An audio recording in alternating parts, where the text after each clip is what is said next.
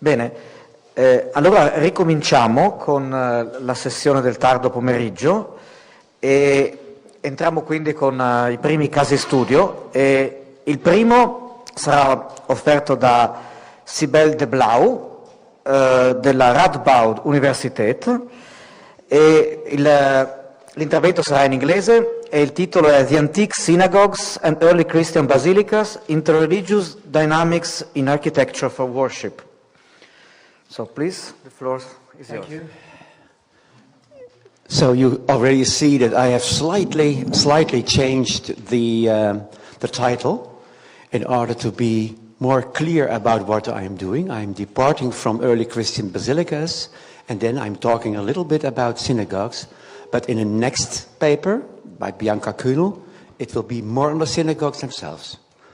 First of all, anche da parte mia, ringraziamenti per gli organizzatori di questo convegno. È molto bello che possiamo incontrarci di nuovo e anche grazie al Museo Ebraico per l'ospitalità di questa bella sede. The debate has a long history. I will make only a few generalizing and simplifying observations about it as an introduction to my paper. What was the relationship between early church building and the synagogues of the Jewish religion? For many centuries, Christianity has turned its back to Judaism, also in architectural history. The absolute originality of the Christian religion took precedence. When, in the 19th century, art history became interested in form and in style, the origin of the church basilica from the Roman Forum Basilica was emphasized. The similarity was so strong that the problem seemed to have been solved, until scholars realized that the functions of a Christian church building differed so much from those of the profane basilica that a deeper search for the dynamics between form and function was required. This is how the synagogue came into the picture. Wasn't there at least a part of the Christian worship service that had great similarities with the synagogue service? Were not the first Christians rooted in Judaism and thus familiar with the synagogues? It was Joseph Strygovsky who at the beginning of the 20th century pointed out the origins of Christianity in the Orient, beyond the all-important Greco-Roman culture. When in 1916 the great work of Heinrich Kohl and Karl Watzinger, Antike Synagogen in Galilee, was published, many specialists discovered remarkable parallels between early churches and basilica-type synagogues. Richard Krautheimer elaborated on this in his remarkable book Mittelalterliche Synagogen, published in 1927. He saw the basilica-type synagogue as a link between the pagan basilica and the church basilica, because the synagogues turned the profane meeting hall into a religious space at an early moment. Especially in the last decades, the main argument for this thesis has been dropped, namely its chronology. Intensive archaeological research in Israel has established that synagogues across the board were dated too early in the past, and all known basilica synagogues are younger than the first generations of churches. This leaves the discussion wide open again. Fortunately, we have two early monuments that can be compared very well with each other.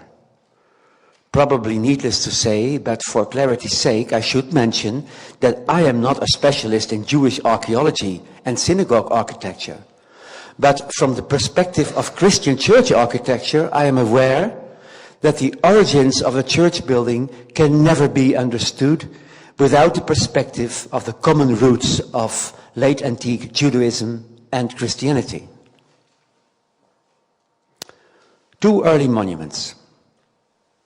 These two precious early witnesses are the Christian church and the Jewish synagogue, which were installed in private houses on the western edge of the town of Dura Europos on the Euphrates. The archaeological situation is favorable because they both lie in an area that in 256 was already buried under an earthen defense wall that the Romans constructed here in the last-ditch attempt to keep their limes intact against the encroaching Persians. We are at the most eastern edge, margins, frontiers of the Roman Empire. The finds made in the 30s of the 20th century therefore have a clear terminus ante. That is a very happy thing for an archaeologist. Let us compare these fascinating monuments from a multi-religious city. In both cases, it is clear that a private house of a wealthy owner has been cleared to serve religious meetings. Functionally, therefore, they are religious buildings, centers of gathering of religious communities. I hope you can discern the synagogue and the church at the western part of the city. The synagogue has a large rectangular hall that is painted over the full height and all along the walls with an elaborate cycle of scenes from the Torah.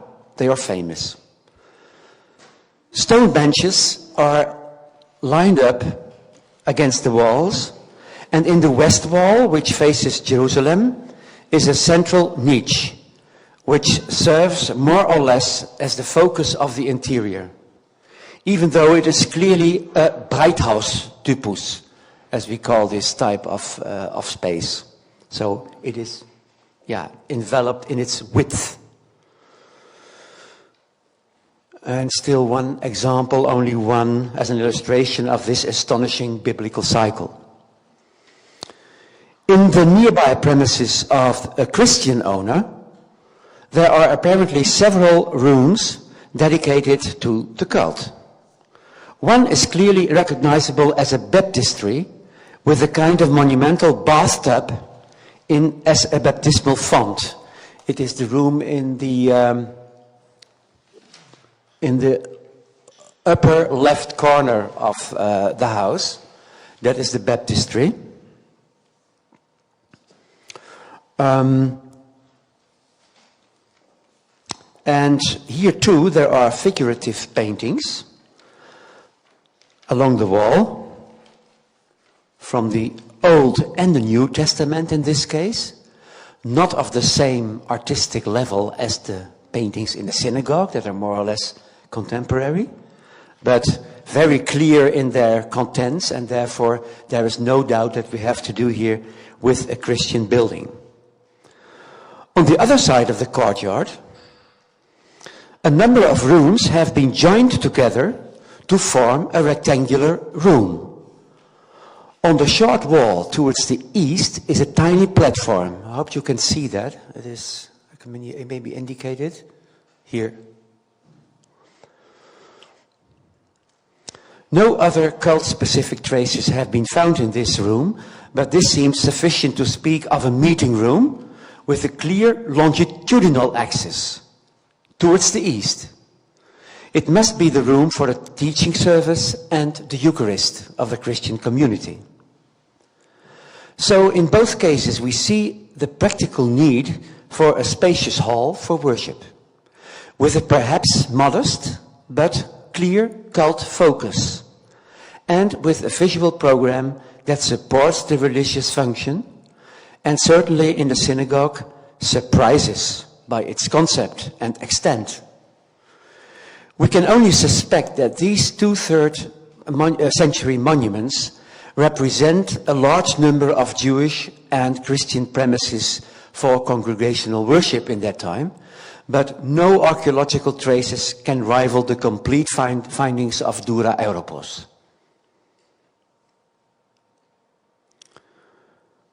The Constantinian watershed. From the moment that Constantine, the emperor, recognized Christianity as a public religion, a different situation arose. New buildings intended as churches from the beginning could be erected, sometimes directly by order of the emperor, more often on the initiative of a local bishop. From this constellation we have the good fortune of a complete description of such a church from the very first phase of public church building, the bishop's church of Tyre in Lebanon, Tyros, described in a dedication sermon by the neighboring bishop Eusebius, included in his great Historia Ecclesiastica. The consecration and the sermon probably took place in 315, so that is very early in the Constantinian period. Unfortunately, no trace of the church has survived, even if we hear sometimes messages from Lebanon that the church would have been discovered, but it never was until now. But the outlines of form, function and significance of this new building are clear enough from the speech, Eusebius' speech. This reconstruction made by Johann Nepomuk Sepp in the 19th century is based on this text, but of course remains utterly hypothetical. Eusebius describes a multi-aisled, wooden-roofed hall with an atrium in front and a presbytery at the other end. It is a symmetrical complex extending along a longitudinal axis. Gatehouse, atrium, central portal, nave, presbytery, probably an apse, even if Sepp is not indicating an apse here. Then the layout has a clearly perceptible orientation, lies on the east-west axis, with the facade directed towards the east, so that the morning sun enters through the entrances into the forecourt and the church. That is explicitly said by Eusebius. The main space is flanked by side aisles, separated by rows of columns, has a flat roof, and is filled with light through high-set windows. Benches are arranged throughout. The visual end of the interior is the presbytery, with a screen surrounding the altar. Obviously, a disposition with the altar in front of the apse and the seats of the leading clergy within the semicircle is intended. In short, it is a well-considered design, functional for Christian worship as it used to be in the house churches, but slightly ostentatious to the outside world and, what is most surprising, provided with a sacred meaning. The position of the building on the east-west axis is strongly emphasized and must have a meaning in the Christian tradition of praying toward the east, the source of light, Christ as the light of the world. Moreover, this sacred status manifested itself in the arrangement of the building, with an ascending degree of holiness between the gatehouse and the Holy of Holies with the altar. It is the Holy of Holies, also explicitly formulated so by Eusebius. This is a spatial strategy that may have been conceived as such by the builders, but was evidently also experienced by the visitors, like Eusebius.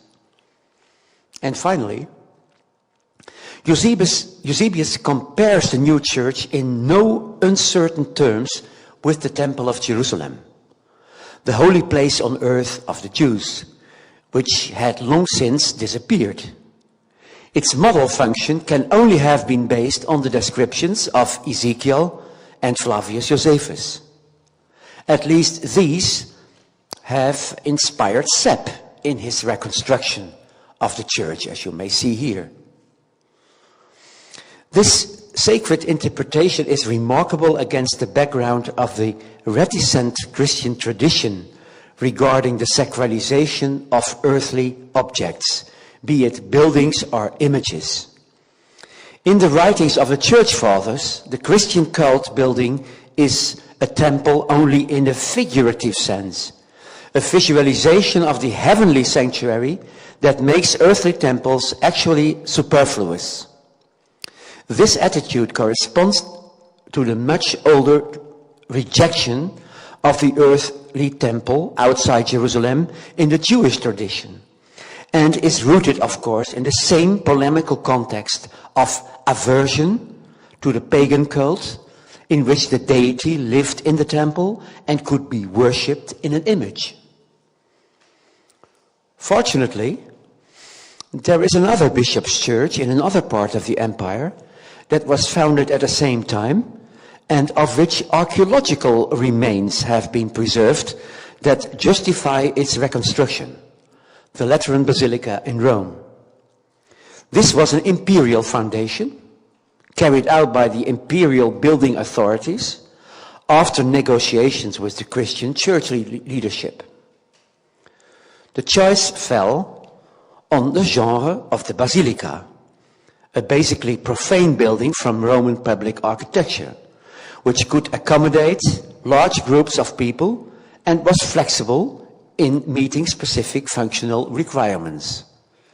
The result clearly shows how the formal tradition of the basilica comes up to the functional tradition of Christian liturgy here.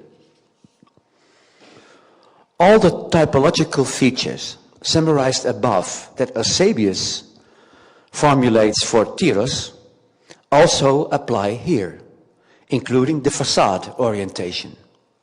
However, more details are known from this building: the impressive size, the five-aisled layout, the low transverse arms at the western end of the side aisles, the colonnades of the nave covered with architraves, and the arcades between the side aisles, as well as the rows of windows in the clerestory. The facade and the apse, which must have flooded the interior with light. Only an atrium is not attested here archaeologically, but I think may be postulated. Unfortunately, in Rome there was no Eusebius, so no rhetorical speaker who left his panegyric on this church building, and thus no direct testimony to the dimension of meaning. But there is no doubt that here too basic features were laden with sacred meaning. First and foremost, the east-west axis. Here, as in Tyre, the morning light entered both real and symbolic through the large openings in the facade. As in Tyre, there was a hierarchical division of space, culminating in the altar in the west part of the building, which stood at the center of a monumentally marked sanctuary. In this case, in Rome, it was a typical imperial construction of honor, the fastigium, which is known from the list of Constantine's donations for the furnishing and worship of this basilica. What is most surprising in this early phase of Christian church building is that independently of each other, in the centers and in the periphery of the empire, the same solutions are found for the new church building task. Two other examples are found, from Ostia and North Africa, also from the time of Constantine, and again one an imperial commission, Ostia, and the other a local project, Orleansville in northern Africa, prove the remarkable uniformity of the process. We have the same type of buildings here than we had just in the first two examples. The church basilica is born from a simultaneous process of integration of form and function, and with the same potential as a bearer of meaning. The well-known church buildings from the first generation present themselves as sacred buildings. Apparently, the synthesis of form, function, and meaning in the church basilica was an immediate success because it has remained the main model in church building until this day. It is unlikely that there were any projects of synagogue building in the 4th century that would have been comparable to the large Christian churches founded from imperial patronage. Most synagogues that can be located in the 4th century are relatively small and are in the older tradition of rectangular spaces with an indeterminate cultic focus. And by indeterminate, I mean that there is no clear correlation between architectural and cultic focus. So there is no directionality. I don't know if it's an English word, but Krautheimer spoke about Richtungslosigkeit in these buildings. In the diaspora, however, the synagogue of Sardis in present-day Turkey, Asia Minor, shows that Jewish places of worship could also assume monumental proportions. The pronounced longitudinal axis is striking here, but this was also, so to speak, pre-modeled in the existing hall of a Roman complex, which was reused here as a synagogue. But the mosaic floor shows that the decision for this reuse as a synagogue must have been made already in the 4th century.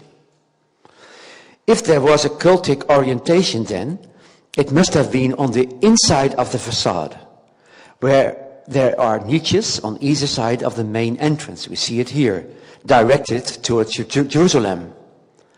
However, several elements of this remarkable synagogue complex were added in the 5th and in the 6th century.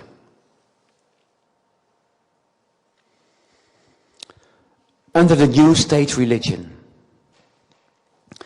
a new constellation emerged when the Emperor Theodosius proclaimed Nicene Christianity as the official religion of the state, and all other religions had to settle for a secondary position, or less. In any case, the pagan temples were closed on a large scale. That was 380. The grand tradition of imperial foundations lived on, especially in the eastern part of the empire. But it was increasingly the church authorities themselves who took the lead in church building.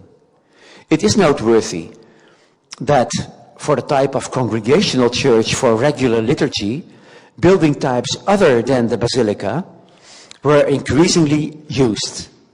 The centralized building with ambulatory had already been tried and tested for martyria, mausoleums, and baptistries, but was now also used for churches intended primarily for the liturgy of the bishop or the local community.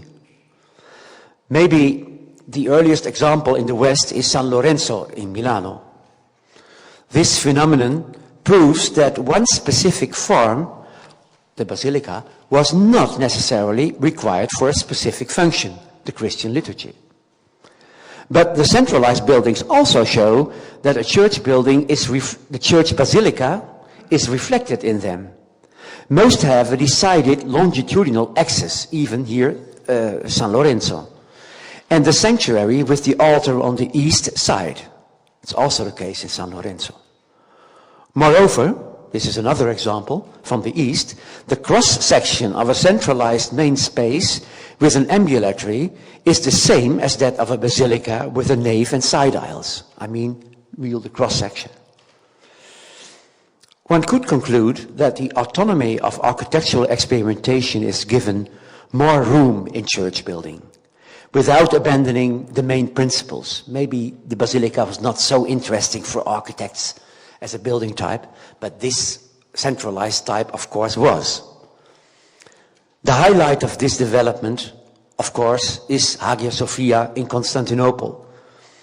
Here the centralized concept is ingeniously combined with the basilica, both formally and functionally.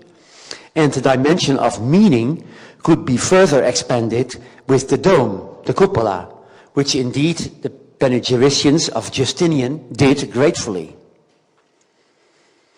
All Christian church buildings are aligned on the east-west axis, with a few exceptions in urbanistic situations that did not allow for this orientation. We have an example here in Rome, for instance, in San Marco, which is 4th century, and which is north-south. But it's clearly because of urbanistic reasons. In the early stages, patrons and architects were still experimenting with the concrete application of the orientation. Either the facade or the apse of the church basilica or centralized building faces east. We must assume that the liturgical orientation was the same in all cases. In any case, the priest at the altar faced east during the service. That is indicated on the schemes that we see here on the screen, with the alternatives of an eastern facade and an eastern apse. But it makes no difference for the priest. He always faces east. This was an old tradition of cosmic orientation, which the church fathers related at an early stage to Christ as the light of the world and to the promise of his return. In the end, the orientation with the apse to the east proved to be the most practical from a ritual point of view. In that situation, the faithful could also face the east, with the priest in the same direction during worship. However, part of the parallelism that Eusebius had developed with the temple in Jerusalem was lost then, of course. The sacred meaning of the orientation towards the east remained fully intact, however, and was probably ritually emphasized even more when it was the apse with its windows behind the altar from which the morning light poured into the church. A final important characteristic of the Christian churches during this period is the large-scale development of the representations on the walls of the interior. A veritable iconographic explosion of biblical cycles and representations of Christ and saints in historical or eschatological perspective can be observed from the late 4th century onwards in almost all parts of the Christian world. Executed in mosaic or fresco on the walls of the apse and nave, this band of images must have had an enormous impact on churchgoers. Most remarkable are the theophanic images on the vault and the arch wall of the apse. The large-scale iconic representation of Christ on this focal point in the church interior was essentially, and I mean, of course, not theologically, but anthropologically, very close to the image of the gods in the temple. There is no question of any theological reticence to depict the God-man Christ in this way. The sacralizing effect of this central representation of God needs no further emphasis here. To conclude with, if we now look at the development of the synagogues from the perspective of the overwhelming success of the church basilica and its presence throughout the Mediterranean world in late antiquity, a number of points stand out. And I only touch on them because several aspects will be discussed by Bianca Kühnel in the next paper, and then can count, of course, on much more expert treatment. The development of basilical synagogues, in which the Celtic focus coincides with the architectural, that means the apse or end wall is directed towards Jerusalem and possibly contains also the Torah niche, is a typical phenomenon of the 5th and 6th centuries, especially in Galilee. It was not general, but in Galilee. So we will hear more about that later. It may come as some surprise that this beautiful solution was not applied earlier in the building of synagogues.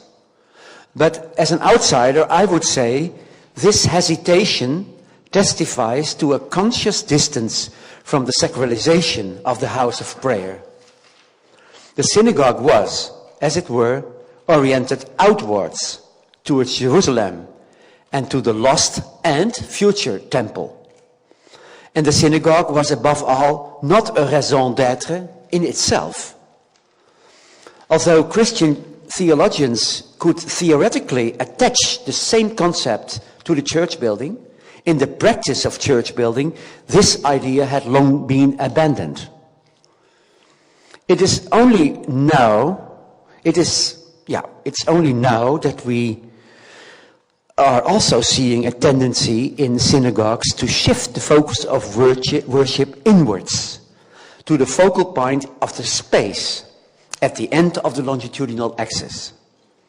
This still ultimately refers to the outside, to Jerusalem, but inside it takes a tangible form, a provisional endpoint in the Torah niche of the apse and in the sanctuary that is created around it with steps and railings, as we see here in Bet Alpha.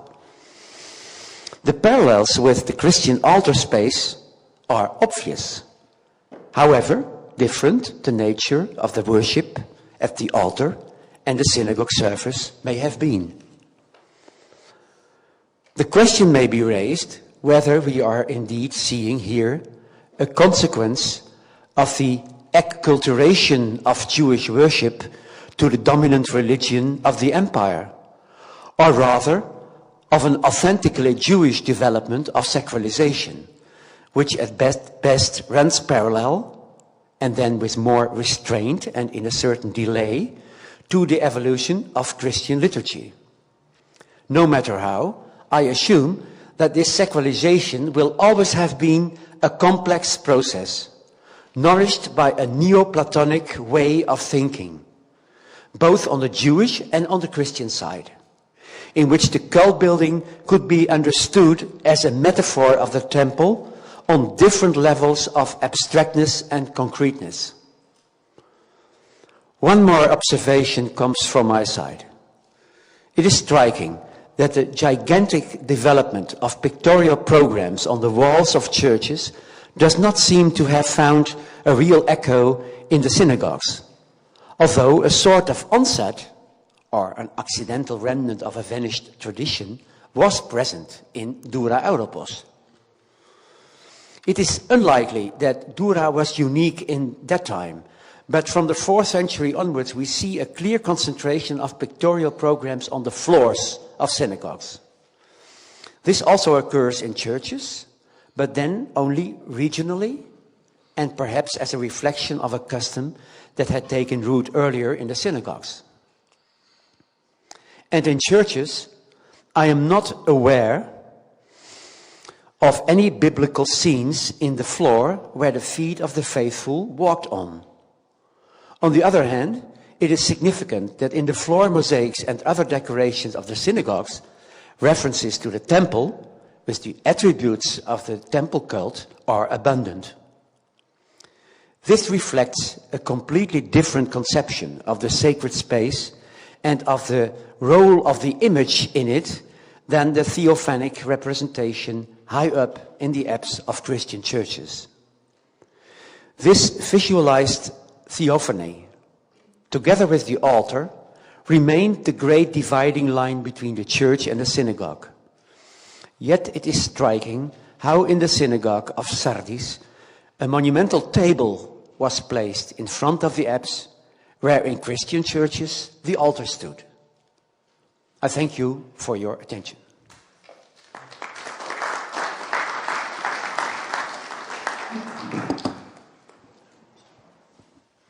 Thank you, Professor De Blauw, and for such an explanation of the early development of the church building typology and its relation with early synagogues. And I open the floor to questions. Yes, please. There is one here. I give you the mic.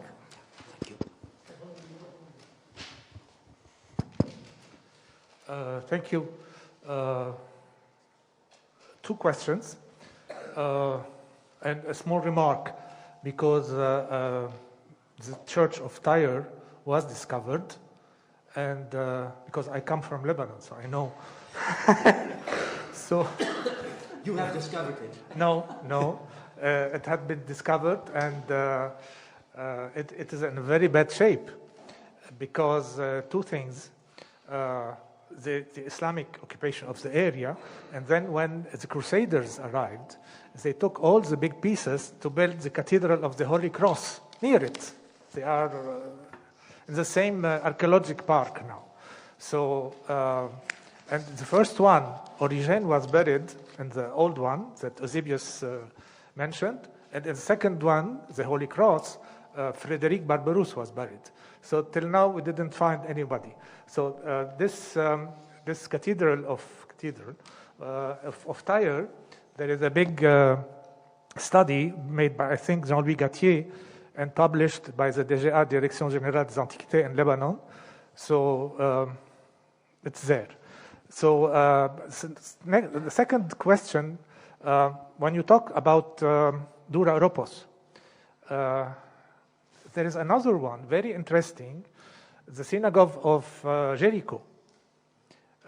It's very, very old one, and I don't know why you didn't mention the White Temple of Uruk near Ur, hometown of Abraham, and this typology of architecture of the Temple of Uruk, and what you showed us about the form of the Cathedral of the Church of Tyre. So it's very, very close. And the influence of this kind of architecture of the White Temple in Uruk and the buildings of churches and synagogues.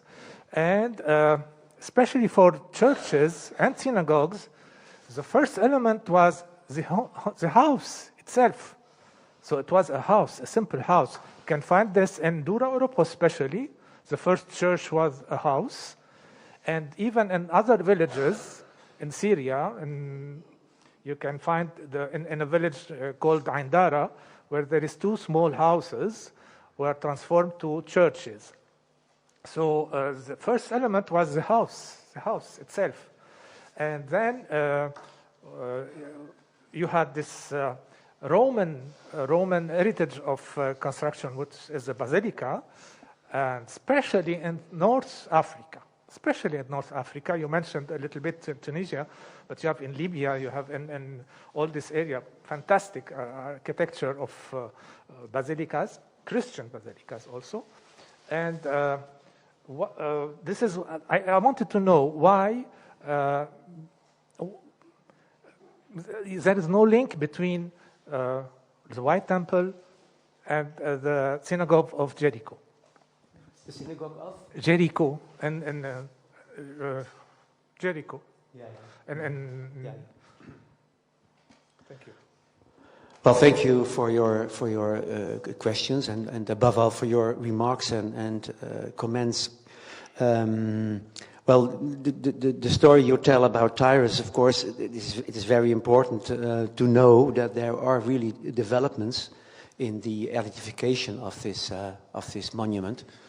And I think this is a good example of the theoretical framework that was sketched by Professor Alessandro Saggiori in the first paper. I mean, memories of a site and also, let's say, new religions that occupy a site and that really are giving new meanings to a site. And what happens with the memories? Of course, it would be very important to have a certain confirmation of the dating of the oldest layer in the period of Eusebius. I mean, of course, that is a complicated thing, and I have heard something about it, but I'm very happy with your remarks in this. And then the second part of your comments are on one hand also other temples that could have played a role in the development of the Christian church, if I understood you well. And you're absolutely right. I mean, that is also what I think. I mean, that also the Roman and Greek temples have had an enormous impact on the church, even if the Christian church fathers, of course, would deny it. But actually, there was an enormous impact. And you can see it, for instance, also in the development of temple cellae. For instance, here the Mars Ultor temple had a spacious cella with also internal architecture. When I was in school, every teacher said temples had no interior. It was not interesting, and there was only an image of the deity, and that was it.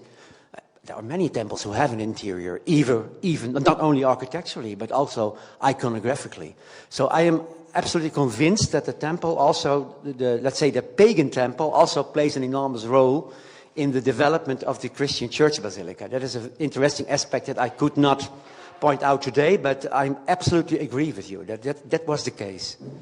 And the house is another point, of course. There is, of course, also a tradition of churches that were continuing to be installed in houses. In Syria, for instance, in the 4th century, we have more examples of houses that were used as church, and maybe also in Israel. And some people then say, well, this typical house churches of the pre-Constantinian period. Well, then the archaeologists say, no, it is 4th century or even 5th century.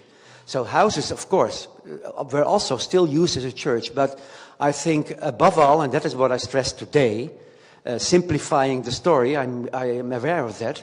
Above all, the church basilica is absolutely dominant in the development.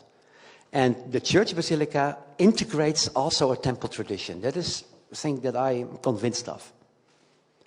But it's the debate we could continue, I think. Thank you very much.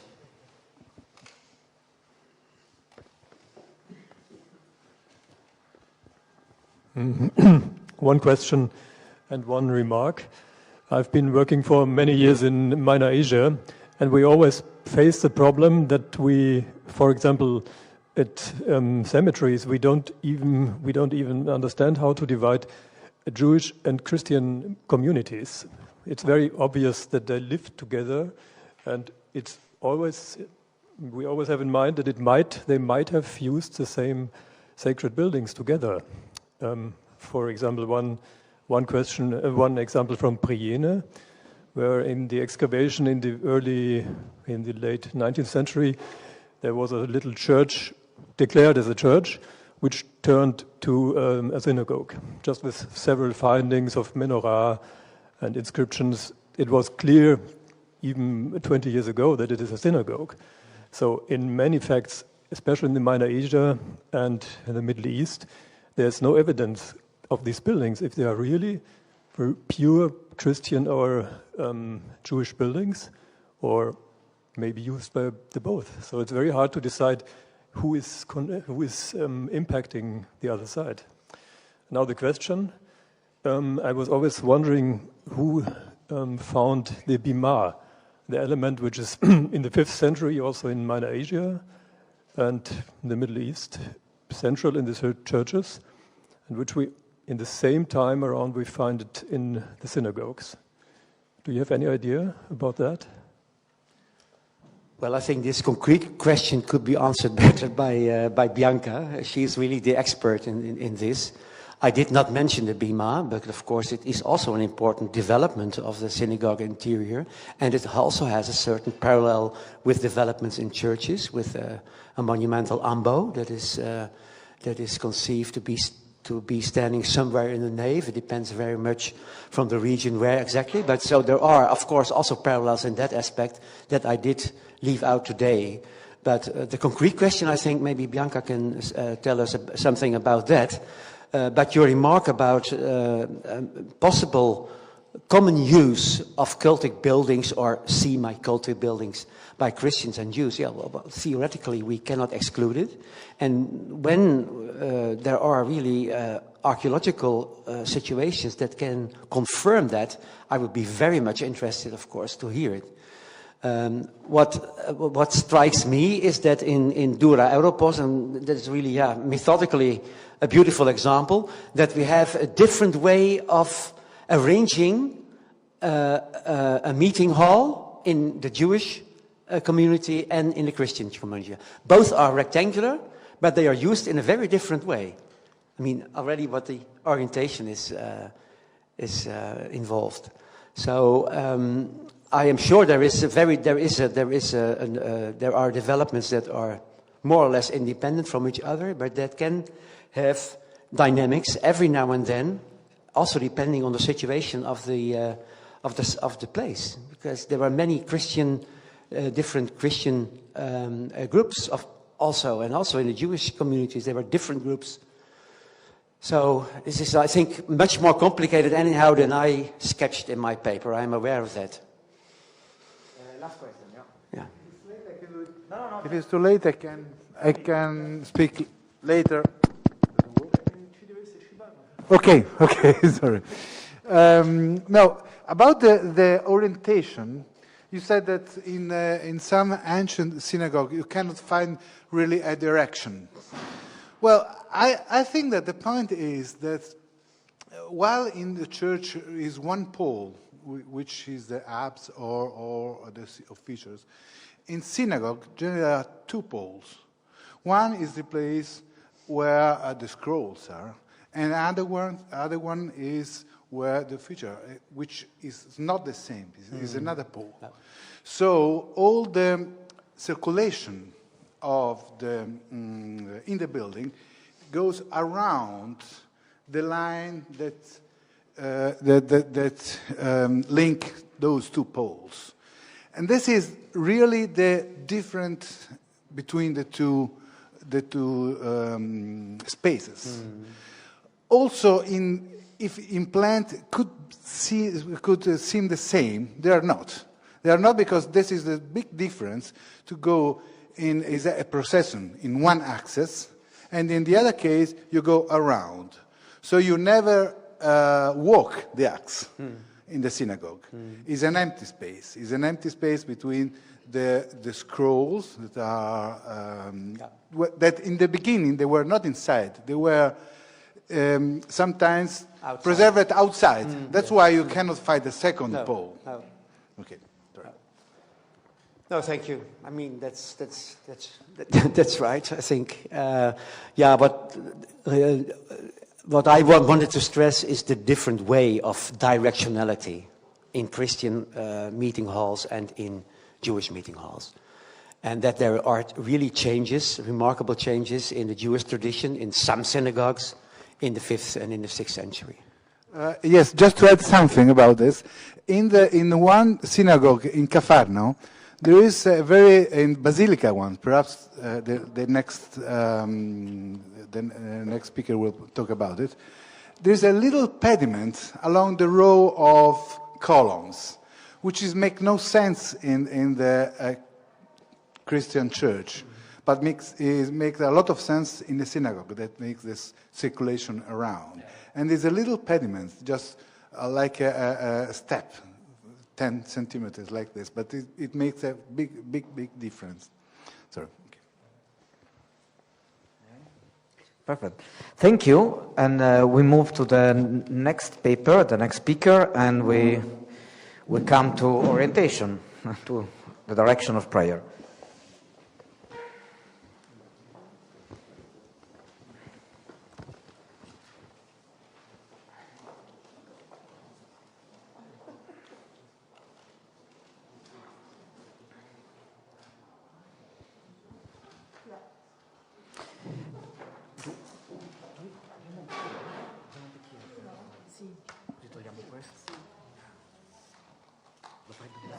Questo lo posso tenere? Quale? Quello, sì. No, questo lo tengo.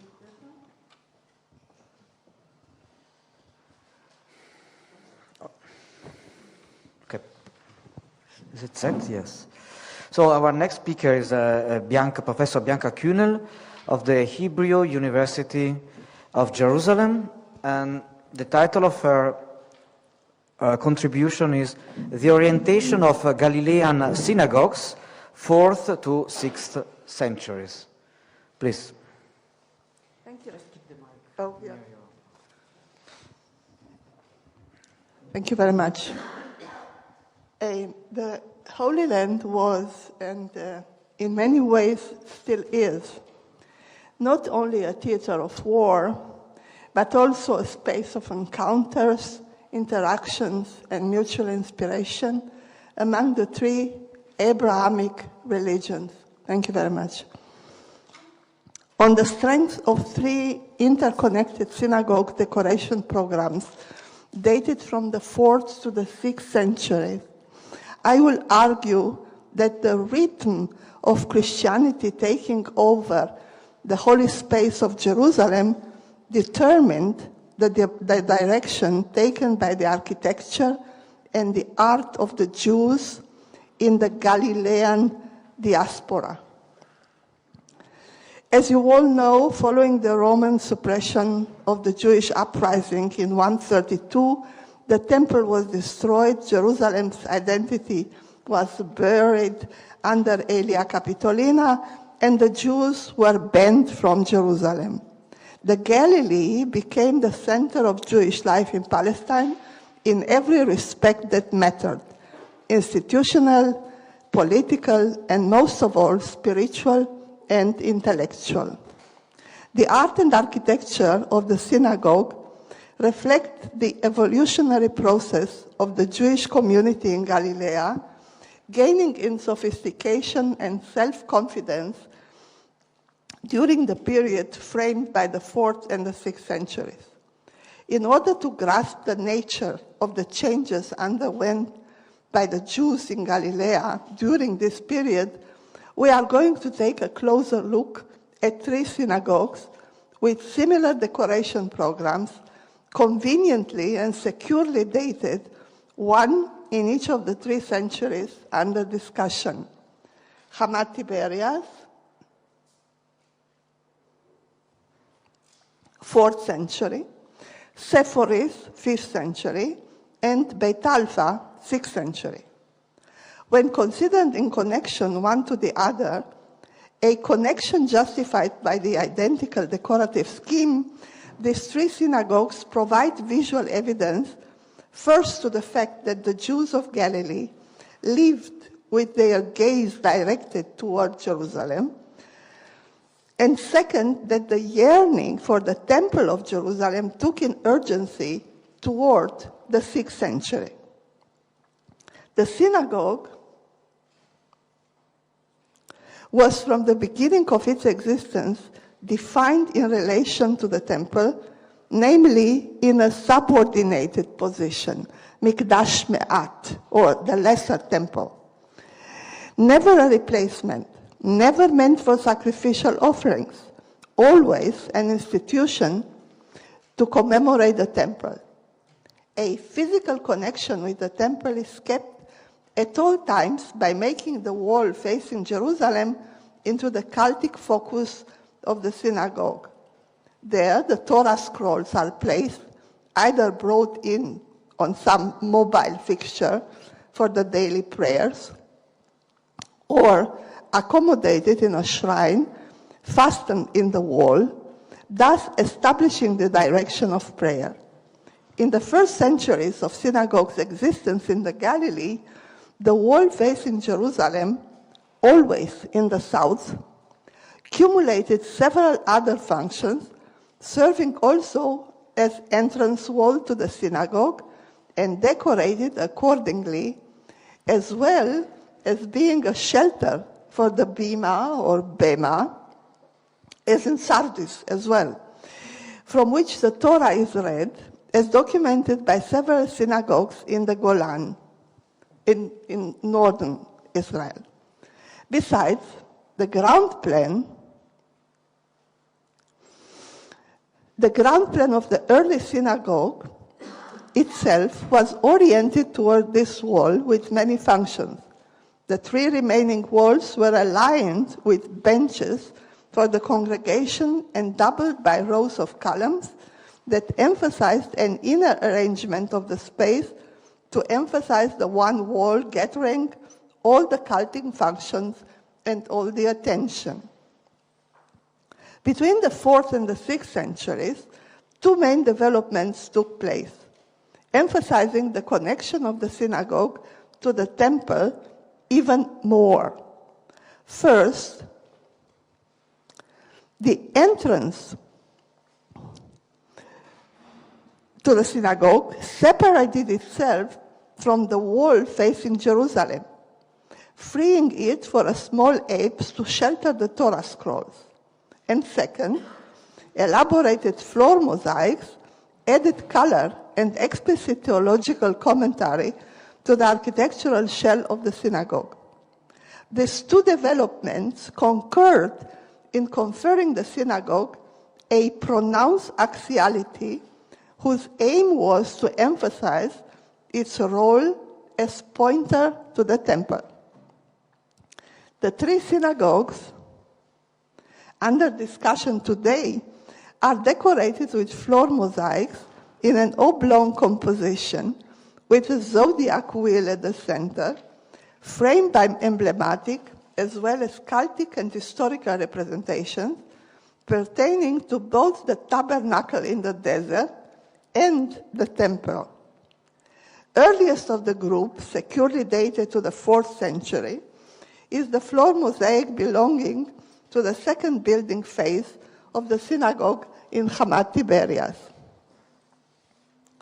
An almost square panel occupied by a zodiac wheel revolving around Sol, Helios, in a quadriga, with the corner triangles occupied by busts personifying the seasons, dominates the composition. This square is flanked by two rectangles. Above, the temple facade with cultic implements. Below, a dedicatory inscription between two lions. At Sepphoris, a dedicatory inscription flanked by the lions is situated in the upper part of the mosaic, while 4 more registers are added on either side of the zodiac circle. The additional registers of the Sepphoris mosaic show details related to the temple register, enriching it in many ways. But they also add cult scenes connected with the tabernacle, such as the consecration of Aaron and his sons to the service, according to Exodus 29. The consecration ceremony, depicted immediately under the emblematic register, is represented by 2 episodes arranged symmetrically around the altar: the purification with water and the offering of the bull. Aaron, whom we don't see entirely, is identified by name and by the golden bell hanging from the hem of his robe. The left section of the 4th register, based on Exodus 29, Numbers 28, and early Midrashim, depicts the daily offering in the second temple. The 2 lamps, one in the 3rd register and another in the 4th register, link the tabernacle and the temple ceremonies, thereby stressing the continuity of the cult and promising the permanence of the covenant. The remaining 2 sections of the 4th band further enhance the connection between the tabernacle in the desert and the temple of Jerusalem.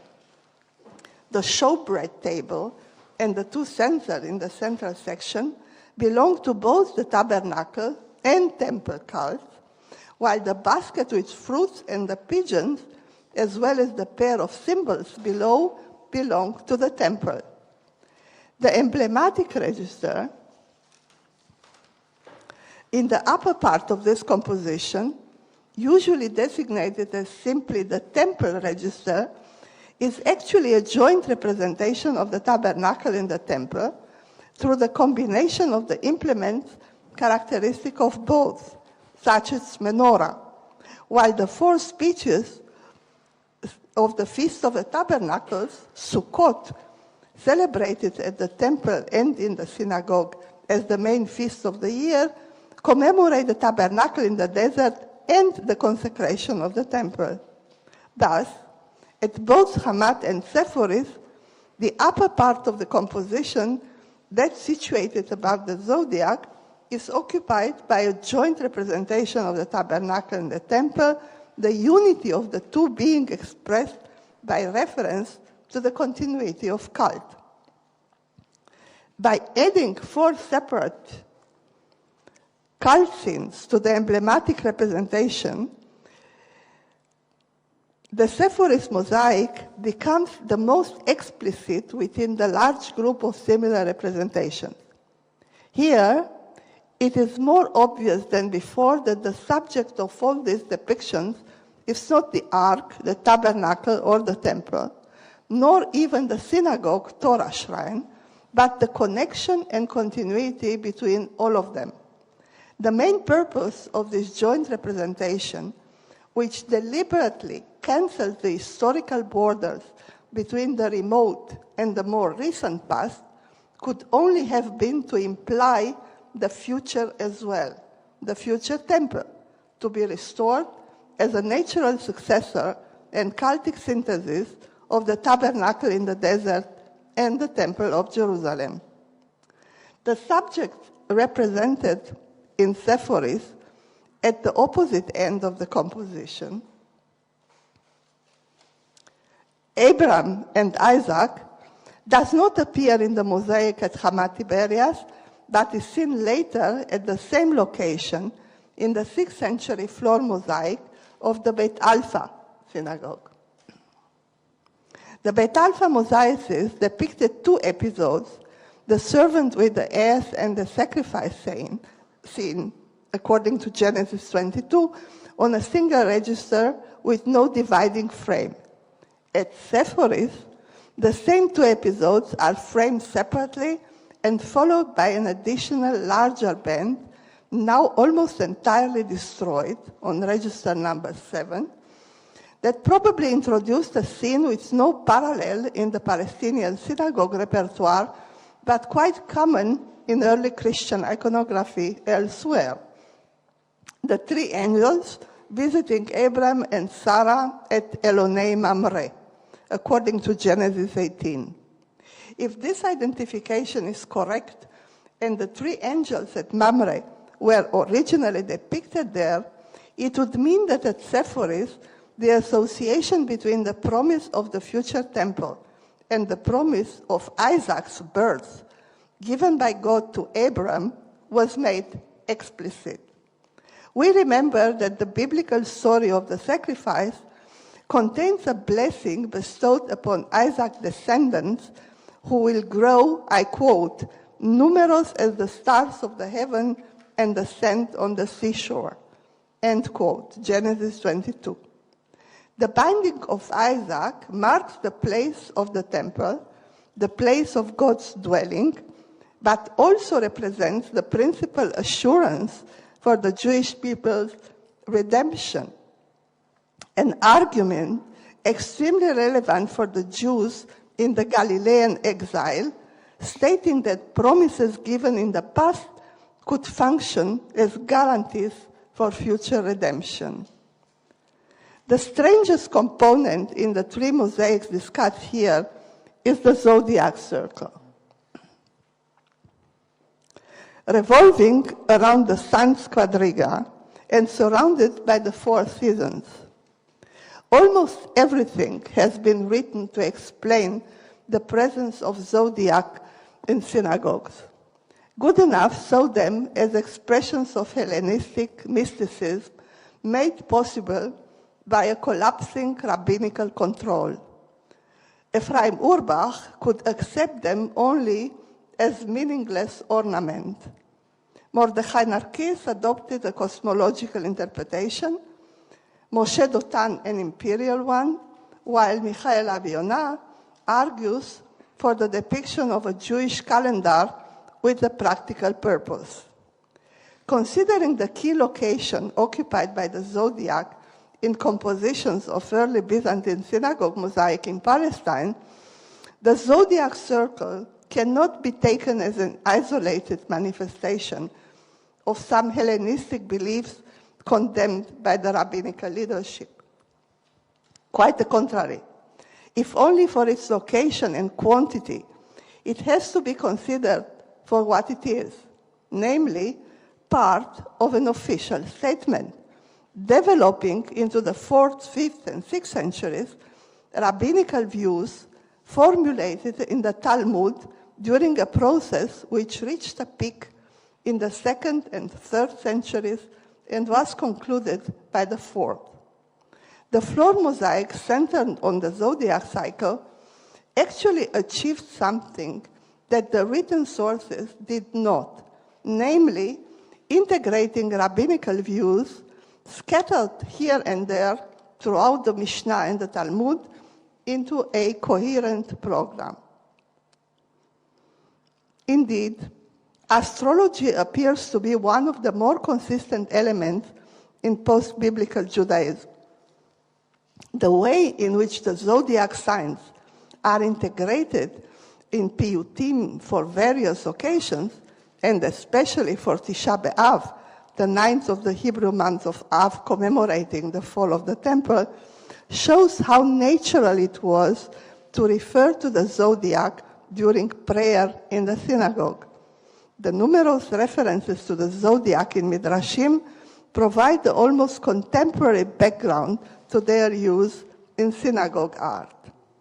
The major crisis caused by the loss of the temple and of Jerusalem in the year 70 and 132, the shift of the centers of Jewish life in Palestine from Judea to Galilee and from the temple to the synagogue did not lead to a dramatic change in the astrological ideas and beliefs which permeated continually into Judaism since the 2nd century before Christ. Common to the earlier post-biblical and the later Talmudic periods is the belief that the planets determines one's personality. In the tractate Shabbat of the Babylonian Talmud, Rabbi Judah and Rabbi Hanina bar Chama agree that the constellations influence human personality, although according to Rabbi Judah, it is the constellation of the day, while according to Rabbi Hanina, it is the constellation of the hour. Immediately following, Rabbi Hanina and Rabbi Yochanan debate whether astrology affects the Jews in particular. Hanina believes, quote, that the stars make us wise, the stars make us rich, and there is a star for Israel, end quote. While Yochanan replies, quote, there is no star for Israel, end quote. They finally come to a tacit agreement that astrology works for humanity in general. In another story of the Shabbat tractate, attributed to Rabbi Judah, we are told that God changed the horoscope of Abraham so that he might beget Isaac. God said to Abraham, quote, cease thy planet gazing, for Israel is free from planetary influence. What is thy calculation? Because Tzedek, Jupiter, stands in the west, I will turn it back and place it in the east. End quote. Astrology thus became a way to state that the God of Israel runs the universe. Not only is God master of the universe, he is the creator. A Midrash, Psikta Rabbati, reminds us that the planets and the signs of the zodiac were among God's first creations.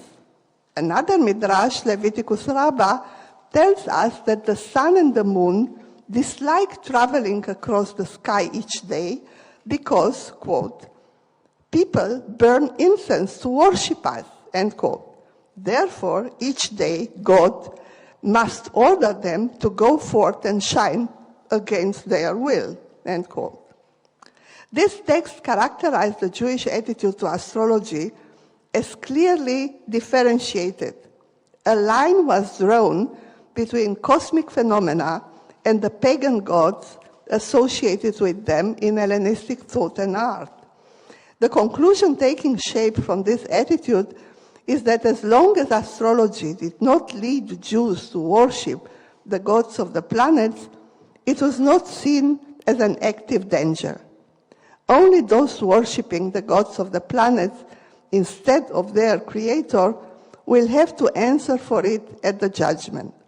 Moreover, we may safely assume that as long as astrology supported and enriched the ways and means to stress the absolute power and superiority of the God of Israel, it was welcomed and encouraged.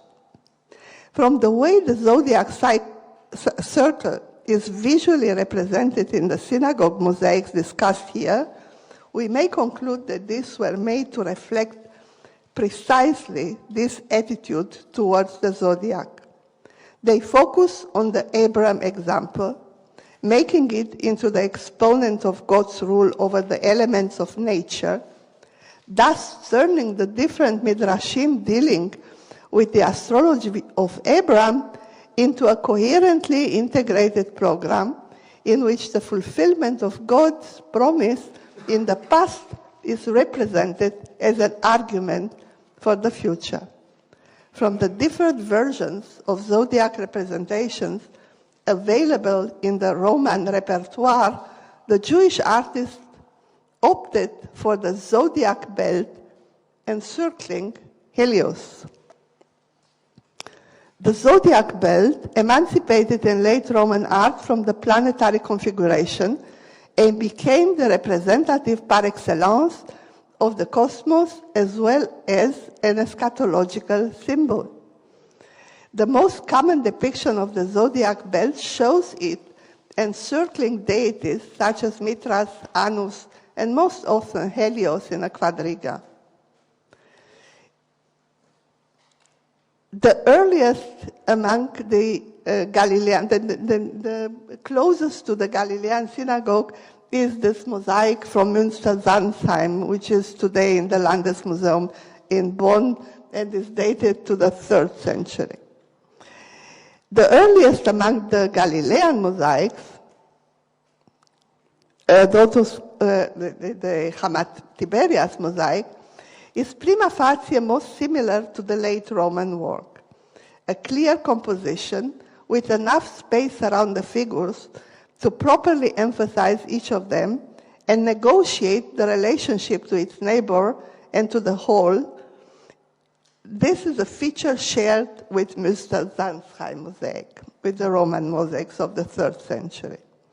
The figure of Helios in Hamat Tiberias shows the same decided expression, the same movement of the body and head to the right, the same commanding gesture of the lifted hand, and an even more classical shaping of the body than in the god of Münster-Sansheim.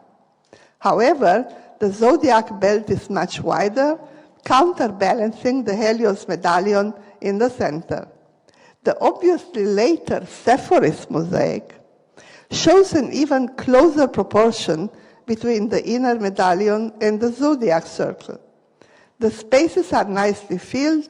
The seasons, the zodiac signs associated with months and stars are equal in importance to the central motive, where the sun, the moon, and one big star share the upper part of the composition, replacing the hegemony of Helios in the Münster-Sansheim and Hamat Tiberias mosaics. The awkwardness of the central medallion, which retains the powerful horses from the figurative Roman composition and combines them with an aniconic upper half, showing the sun sending an upright ray directly to the quadriga, is a fine illustration of the dominant attitude of rabbinical Judaism. The planets, not the gods of the planets, the star, the months, and the signs of the zodiac are all ruled by an unseen God, the God of Israel. In this scheme, there is no place for a hierarchy between the God and the signs of the zodiac, nor is there any hierarchy among the planets, stars, and signs, since they are all equally subject to God's will. God cannot be visualized. He is behind the harmony of the universe, present through his creations and works. In Jewish representation of the Helios medallion is taken a convention for depicting the sun. The sun appears void of any cultic connotation. Associated with the tabernacle and the temple implements, it contributes to the creation of a synagogue program modeled on the needs and aspirations of the Galilean Jewish communities during the 5th century. When associated with the zodiac, the connection between the past and the future temple is enhanced by the implacability of the cyclical natural phenomena, totally determined by God. In 4th century Hamat Tiberia, this was just a declaration made by a Jewish community to the surrounding pagan world. The temple and the zodiac panels in Hamat are simply adjacent to each other. Their width is not the same, and they are not enclosed by a common frame. Their coexistence looks like the result of an ad hoc inspiration, while the pronounced classical style denotes closeness to the pagan models. The later Sepphoris mosaic displays a well-thought-out program, both detailed and polemical, probably directed not only towards the pagan population of Sepphoris, but also responding to the growing influence of Christianity in Palestine. The whole mosaic conveys a spirit of learning and teaching. The use of several scenes to support the main idea, the detailed cult representations in the upper part of the composition with their explicative character based on midrashim, support this interpretation. The elimination of the Helios figure, resulting in an awkward image, bears the trace of a pioneering innovation. It may be the immediate result of a will to set up clear barriers against the still dominant Roman culture. The retrospective and demonstrative application of the Talmudic association between Abraham and astrology is expressed in the juxtaposition of the zodiac and the Abraham scenes. A visual association which appears here for the first time. The differences between the Sepphoris and the Bet Alpha mosaic document the changing forces in Galilee between the 5th and the 6th centuries. The lack of hierarchy among planets, signs of zodiac, seasons, is essential to a Jewish program proposing to represent God behind these forces of nature. The figure of Helios in Bet Alpha has lost its pagan connotations, together with the plastic and lively rendering, becoming a lifeless emblem of the sun. The 6th century Bet Alpha mosaic no longer needs the details of the cult in order to support the meaning of the emblematic panel as the future temple, nor was it necessary to elaborate on God's promise to Abraham. The reduction of the compositional axis to a minimum of 3 panels resulted in a simpler and more concentrated formulation of the central idea. The Old Covenant is still in power. The place of God's dwelling is Mount Moriah and the temple. God, the master of heaven and earth, is also master of Jewish history. By the 6th century, Christian appropriation of Jerusalem had been accomplished, as one sees when compared the maps of Jerusalem from the 1st and the 6th centuries. And Christianity finally gained ground in Galilee as well. The emblematic formulation of the program in Bet Alpha may be considered more direct and powerful than the earlier versions. Each of the 3 components of the composition emphasizes a complementary aspect of the same idea. The upper part insists on the continuity of cult. The zodiac wheel dwells upon the eternity of natural phenomena concerted by God, while the binding of Isaac contributes its historical message. I thank you very much for your attention.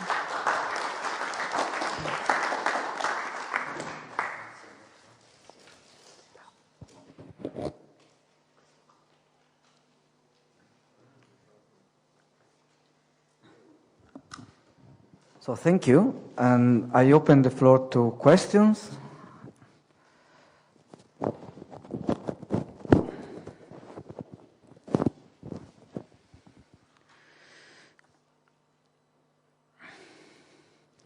Perhaps I have one to start with. And I would like to ask you about I remember in the report of the Bordeaux pilgrim, there is a reference to the attachment to the site of the temple in the 4th century. So, and this is just one piece of evidence to understand what was the memory of the temple in late antique Palestine. For the Christians. Yeah. And so I wonder whether you can elaborate on this, the memory of this Jewish pilgrim that was allowed to enter Jerusalem one day in a year in order to commemorate the site of the temple. So that was, this is just one evidence, but I don't know if you have more than that about this period. The Bordeaux pilgrim was very early, but at that time the Jews were already banned from Jerusalem, which doesn't mean that the memory of the temple didn't continue to exist for the Christians as well. And of course, later on, for the Muslims.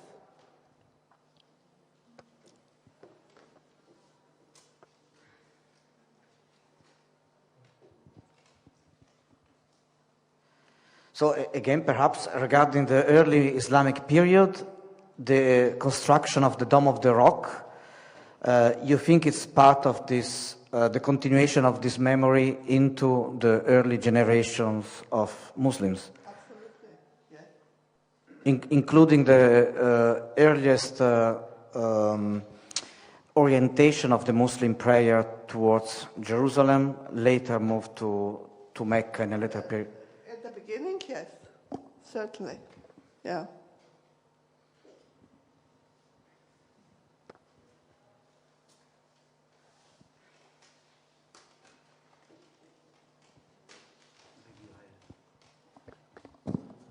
Thank you very much for your history of these floor programs. I think it was very clear what changed. But my special question is if you could comment a little bit more explicitly maybe on what you think are the indications for the idea of sacralization of the synagogue from these changes in the floor programs. So is it reflecting a tendency that you say that is towards a higher degree of sacralization? Of the synagogue, of the synagogue space. Yes. Certainly, yes. But yes. I wouldn't use this term, sacralization, in the first place. I think it's more a politicum than a question of sacralization of the synagogue space. Because the synagogue is not important in itself, in Judaism. The synagogue is important as a reflection of the temple, as a commemoration of the temple.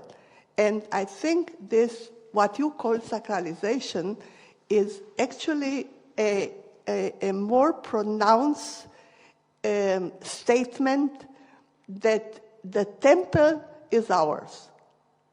So the synagogue is instrumental in making the temple, in emphasizing the existence, the importance of the temple for the Jews. And of course, this redemptional aspect, which was essential for the Jews of Galilee.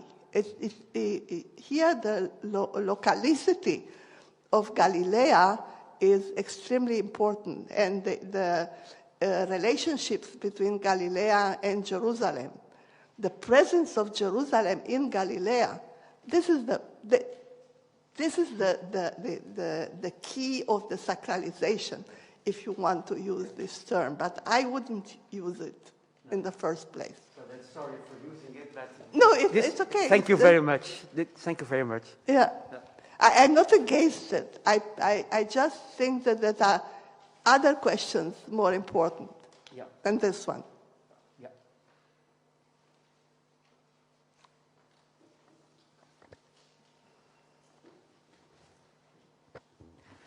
Thank you. Can you hear me? Thank you very much for this wonderful paper. I would like to ask you whether we can.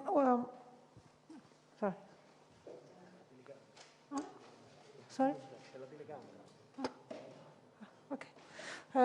So my question is about, I noticed that you mentioned the synagogue space as a space of learning, and it was indeed very interesting. I'm wondering, what about the experience from the beholders and people of these pavements? How do we have any evidence how they walked around, or how this idea of knowledge and learning could be transmitted to the beholder? Thank you. The aspect of learning in the synagogue is extremely important. Actually, the space of the synagogue, and here again I'm stressing my argument against sacralization. So the main hall of the synagogue, the prayer hall, is actually one of many others, of many other functions, which the most important of them is the learning. Is learning, is communal bath, if you look at the plan, at the ground plan of Dura Europos, of both phases of Dura Europos that Sybil has shown before, you can see that the prayer hall is one among many, many others. So at the beginning, of course not in this period that I was talking about mainly, the prayer hall was not that important as the learning or as the other functions. The ritual bath, the mikveh, and the other halls. With the time and with the increasing influence taken from Christianity, it became the accent on the main prayer hall became an instrument of measuring with Christianity and expressing a kind of historical superiority. But it is a later development. It's not at the origin, I think. Yeah.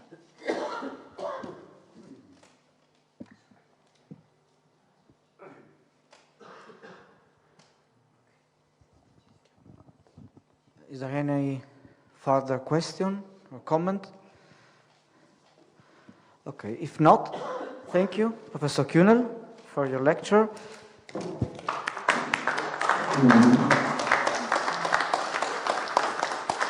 And I invite the next speaker to come here. Passo quindi la parola a Sergio Amedeo Terracina, architetto, che torniamo quindi qui a Roma, torniamo qui in questo luogo, e la sua presentazione è intitolata Il Tempio Maggiore di Roma e le sue tipologie architettoniche di riferimento. Prego. Posso togliere? È vicino. Si sente ora?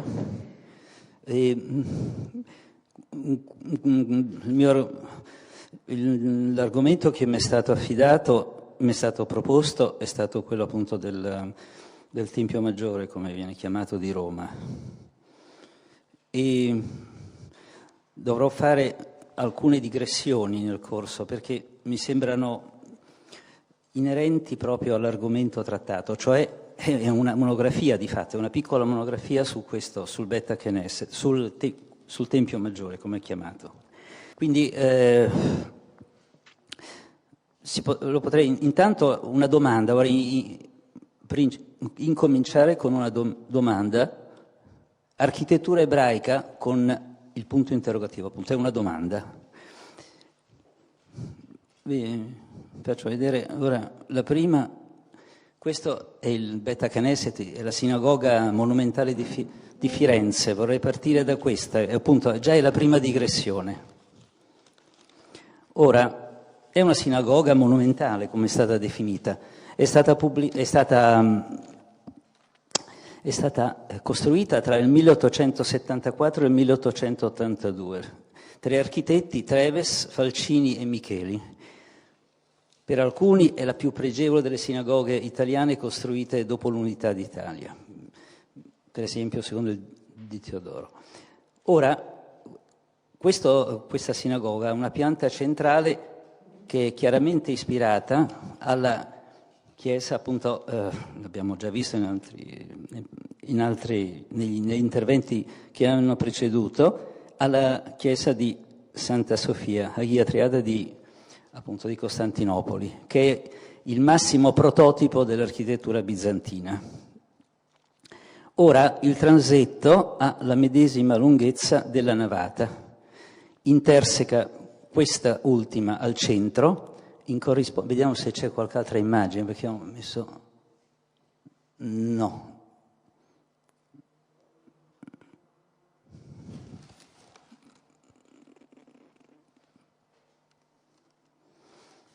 Si vede anche comunque dallo spazio.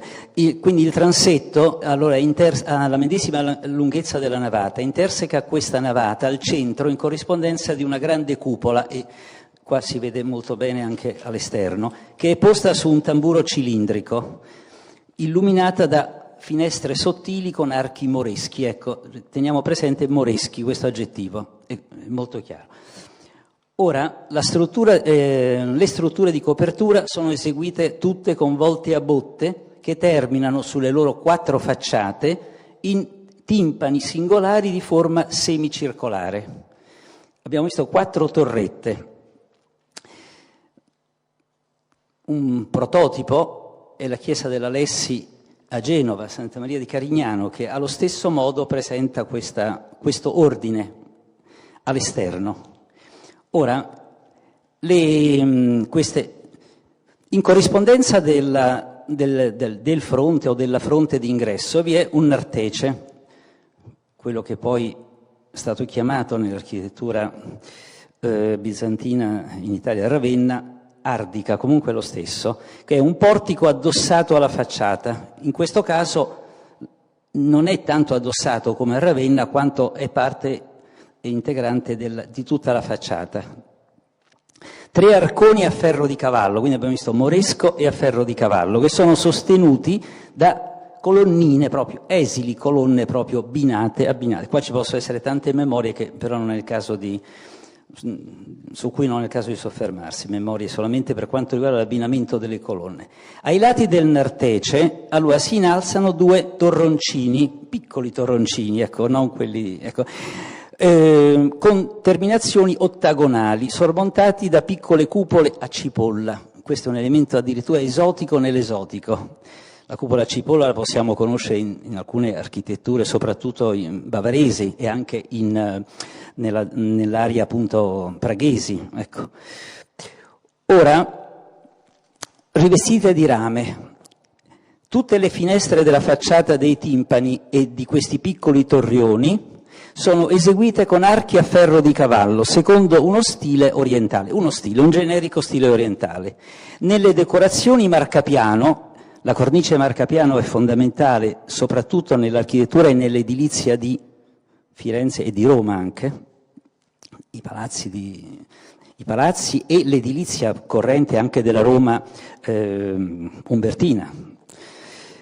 Quindi questa cornice marcapiano si alternano archetti pensili a tutto sesto, e quindi già una variante rispetto all'arco moresco, a tutto sesto, fiori stilizzati di marmo, vediamo anche i materiali, prima il professor Saggioro parlava appunto proprio di conoscere, non solo di conoscere, ma di mettere in rilievo i materiali, no? È chiaro, è il lavoro dell'architetto. E, va bene, senza... Un grande architetto del Novecento americano, Frank Lloyd Wright ha scritto proprio un libro di grande valore su questo argomento proprio, e l'ha intitolato appunto Nella natura dei materiali, quindi ritorna a pieno quello che aveva detto prima il professore. Quindi sono scritte, e poi quindi fiori stilizzati di marmo, poi scritti in altorilievo con caratteri ebraici che sono tratti dal testo della Torah, cioè del Humash proprio, cioè dei 5 libri della Torah. Ora, all'interno c'è per ora, diciamo, l'eclettismo, non voglio per ora... L'eclettismo attinge, quindi tocca un repertorio figurativo che è dell'arte orientale, in modo generico, ed è molto chiaro. Le pareti e il soffitto sono affrescati all'interno con motivi geometrici e floreali di gusto moresco, quindi ritorna il tema, l'arco a ferro di cavallo, il gusto moresco, ispirati alla sinagoga del Transito, che penso se ne parlerà domani, di Toledo, no? Una sinagoga appunto ha subito varie trasformazioni, diciamo così, per essere...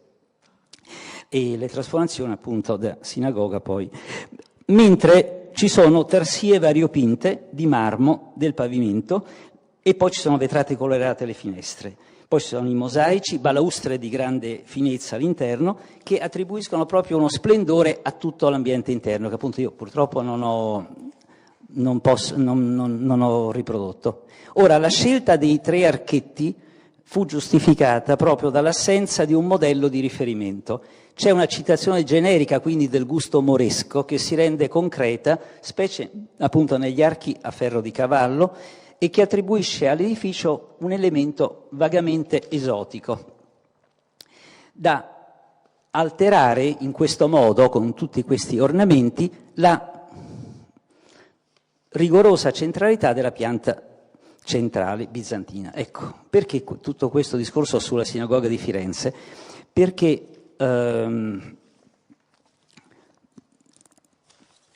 si può parlare di un'architettura ebraica?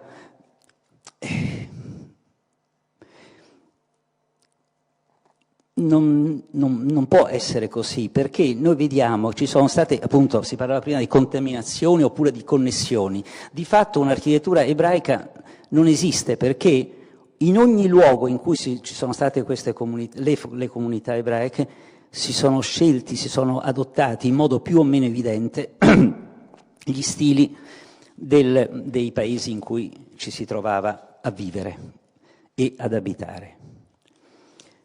D'altra parte, le contaminazioni oppure le connessioni ci sono sempre stati. Pensiamo, per quanto riguarda noi, ma non solo alla religione ebraica, ma anche alla religione islamica, ma anche alla religione cristiana. Tutte le religioni monoteiste hanno attinto, pensiamo per esempio il nome dei mesi, sono mesi, per quanto riguarda i nostri mesi, sono mesi babilonesi. Per il cristianesimo sono nomi appunto che provengono dalla cultura latina, dal mondo e dalla civiltà latina. Anche l'Islam ha molti mesi che corrispondono in pieno a quelli ebraici, pensiamo a Tammuz o altri. Quindi questa è una prima cosa. Poi la professoressa che mi ha preceduto, la professoressa Kühler,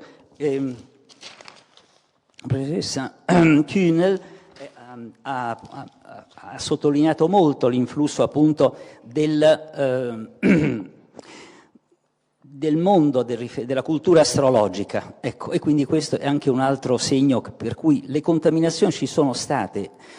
E per esempio la sinagoga che fu scoperta nel 1932, appunto, già il professore che mi ha preceduto, il professor De Blau, anche allo stesso modo ha parlato della sinagoga di Dura Europos, e cosa ha fatto anche la professoressa. Quindi vediamo, le contaminazioni sono state costanti. Poi addirittura quando l'archeologo Clark Hopkins scoprì questa sinagoga di Dura Europos, dapprima questa sinagoga venne creduta addirittura un tempio greco, ecco, per dire, quindi non esiste una caratteristica tale da farla riconoscere. E poi ci sono anche altri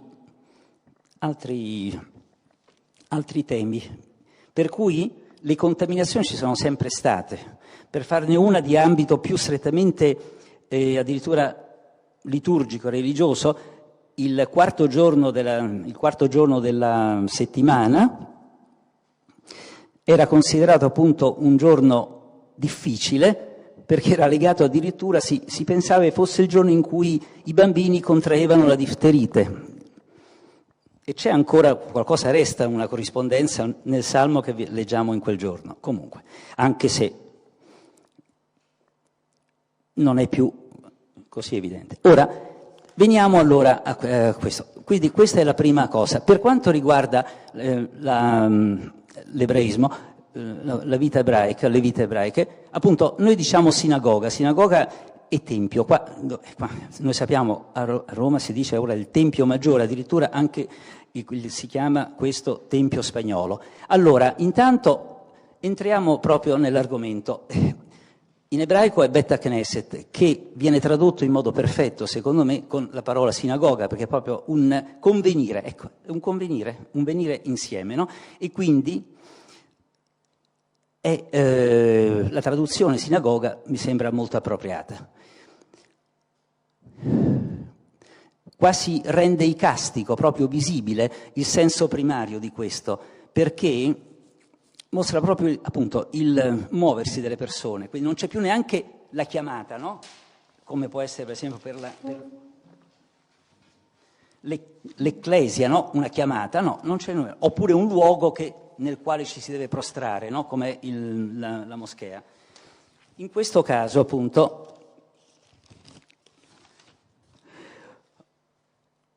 noi abbiamo proprio il convenire, il congregarsi, precede la determinazione addirittura del luogo di culto, il quale non ha alcune proprietà sue, ma le assume per lo più secondo appunto la distribuzione spaziale, l'uso dei materiali e la forma costruita.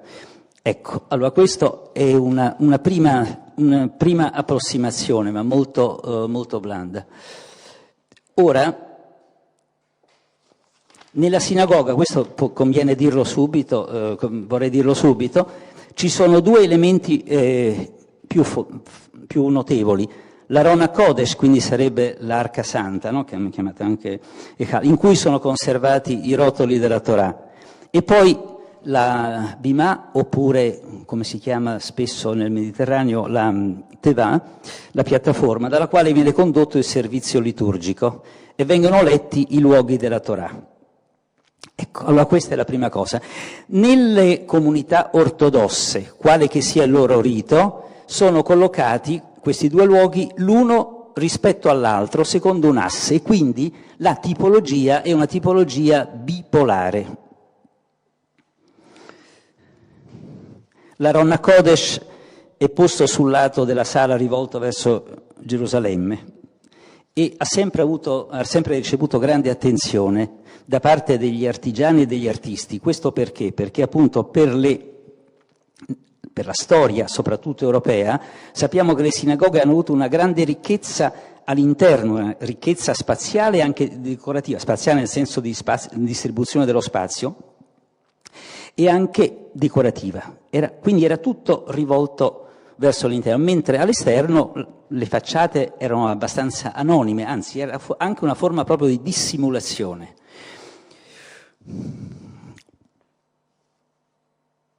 In Italia ne abbiamo di notevoli, così come anche in Italia pensiamo solamente alle grandi scole appunto di Venezia.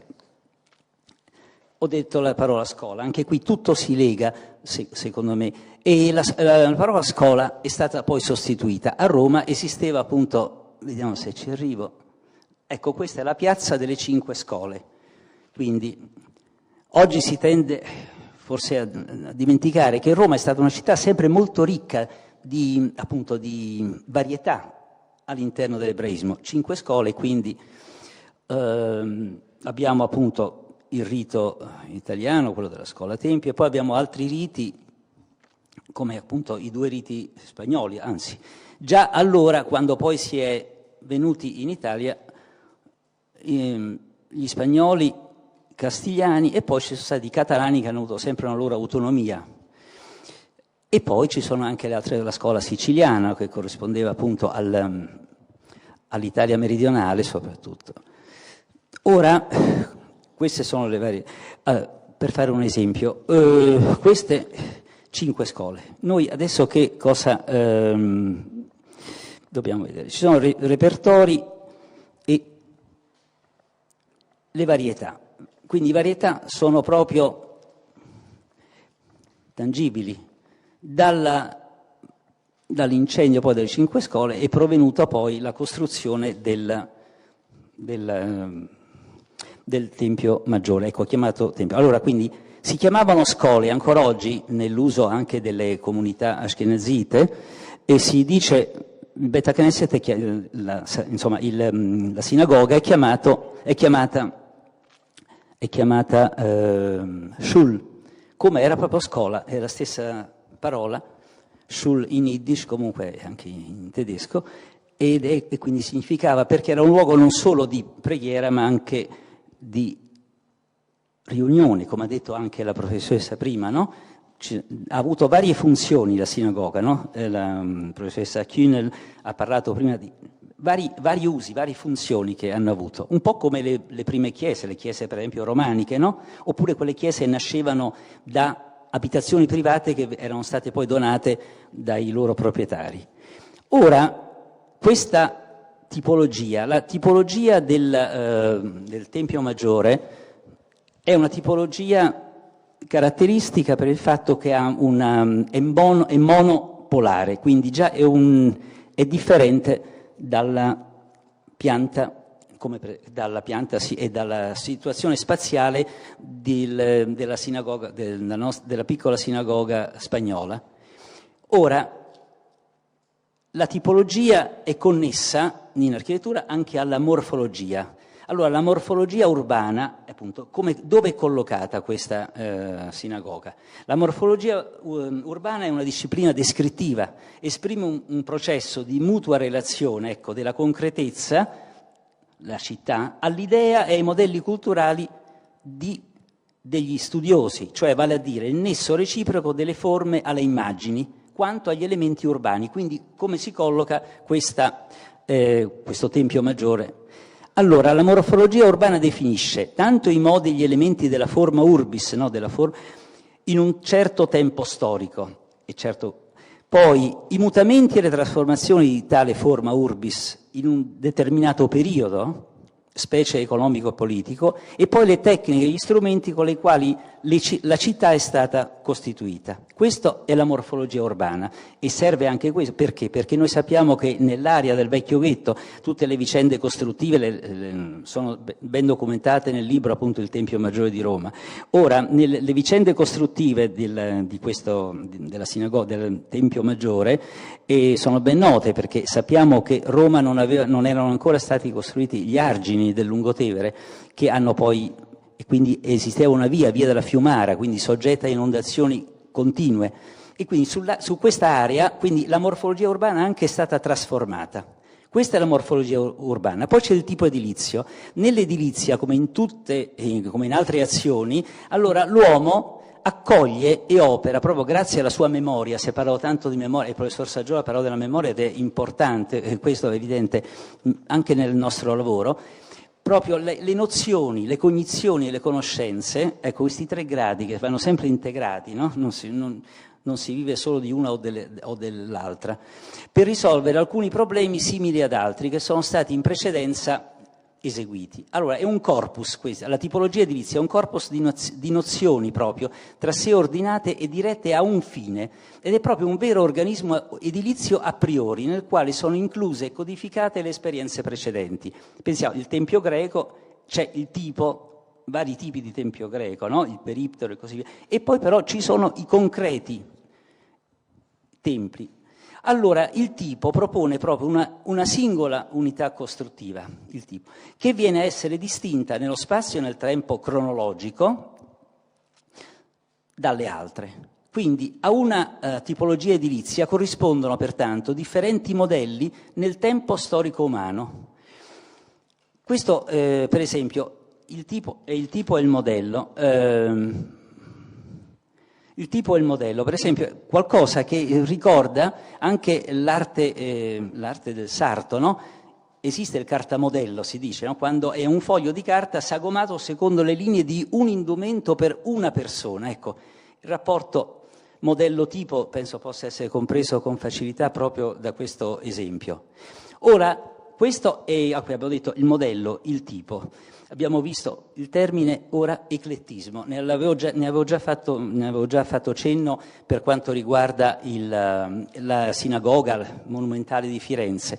Ecco, allora il termine eclettico, no? Che sia scegliere, no? In greco, e designa proprio una propensione verso differenti motivi stilistici e quindi da ognuno, traendo da ognuno proprio eclettico, quello significa, traendo da ognuno quegli elementi creduti migliori. Quindi tale termine, quindi l'eclettismo, viene dapprima usato per definire, per esempio, è stato nella storia dell'arte, per definire la pittura dei Carracci, no? Questa importante famiglia di pittori bolognesi, che si proponevano di diffondere in modo armonioso il disegno di Raffaello, il colore della scuola veneta, soprattutto da Bellini in poi, e poi il chiaroscuro del Correggio, sì, e di Allegri.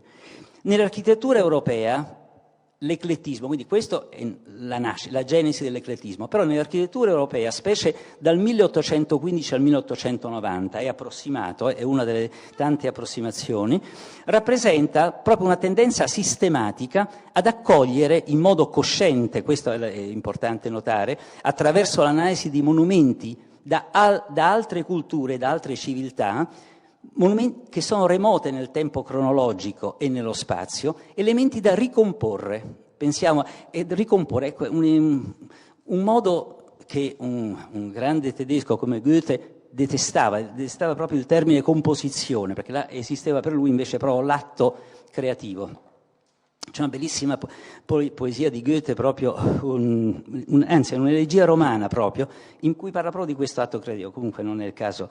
Ora, riproporre, quindi ricomporre, riproporre secondo coerenti principi storici, quindi diventa una composizione stilistica, tipologici, propri della destinazione di ciascun edificio. E quindi ci sarà l'eclettismo religioso, l'eclettismo termale, l'eclettismo ferroviario, tutta una serie di eclettismi, no? Distribuiti secondo l'uso. O secondo abbinamenti insoliti, per esempio il gusto delle folie oppure dei chioschi, no? Che soprattutto per esempio in Inghilterra abbiamo visto, ci stanno questi esempi, no? Pensiamo al Royal Pavilion di Brighton, ecco. Là c'è tanto di questo eclettismo. Il progetto e la costruzione in architettura venivano pertanto intesi come specifica opera d'arte, quindi, per la quale allora la fantasia creatrice era una condizione sufficiente. In questo modo però l'attenzione per la tecnologia, per le tecnologie, era trascurata. E qui vorrei aprire una piccola digressione, però credo possa essere utile nell'economia del discorso che riguarda il Tempio Maggiore, perché noi abbiamo una notevole eccezione in Italia e poi proprio nella città di Roma, un ingegnere, perché a quei tempi esisteva la facoltà di ingegneria e poi dopo è stata aperta quella di architettura. Comunque un ingegnere, Giovan Battista Milani, di origini napoletane, poi è venuto, che tra l'altro sposò una donna ebrea della famiglia Esra, e per questo poi la digressione credo possa essere utile per questa ragione. Comunque Giovan Battista Milani per ora è importante perché presso un editore torinese pubblica 3 volumi sull'ossatura morale. L'ossatura morale quindi è proprio l'attenzione, quindi non solo ai materiali ma anche proprio allo scheletro dell'edificio e quindi agli spazi distributivi, cosa che è importante per tutti gli edifici di culto e anche per le varietà, per quanto riguarda noi, la varietà delle sinagoghe. Allora, lui pubblica questi, però è interessante e forse meriterebbe un'attenzione anche da parte proprio della cultura ebraica di Roma, la sua professione, la sua professionalità, che fu molto attiva proprio con famiglie della borghesia ebraica di Roma, per esempio. Nel 1909 restaura la Casa Segre in Piazza di Spagna, poi Villa Campos nel 9 e poi il suo opus magnum ed è l'ospedale infantile israelitico, è del 1910. Poi c'è Casa Tagliacozzo, un fabbricato un altro fabbricato sempre per i committenti di Tagliacozzo, la casa Esdra, e poi molte cappelle funerarie, citiamo quelle degli Ascarelli, Volterra, la più notevole, poi la Villa Cohen al Casaletto, oggi è una scuola Montessori, e poi Palazzo Cohen a Via del Tritone, il Villino Veneziani, la Casa Sonnino, Palazzina Sonnino e Casa di Nola che non ha datazione. Ecco, quindi c'è molto di Milani. Milani è importante appunto per questa ragione. C'è un eclettismo che però viene come dire, definito in modo sapiente, un eclettismo sapiente. Comunque, diciamo appunto, l'asilo infantile è importante perché rappresenta proprio un patrimonio della cultura e anche dell'architettura di Roma, della comunità.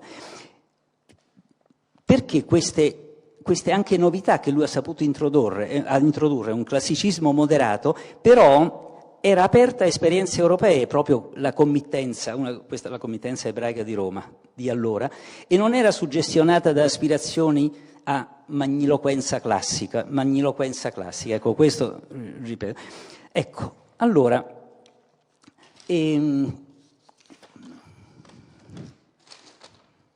quindi questo è l'asilo infantile israelitico è importante perché aveva, secondo la ricostruzione che sta facendo, secondo i suoi disegni originali, aveva una nitida facciata che era estesa in lunghezza con le piatabande di cotto, che erano in vivace contrasto alla superficie intonacata del fondo ed erano scandite da sottili risalti e specchiature delle finestre.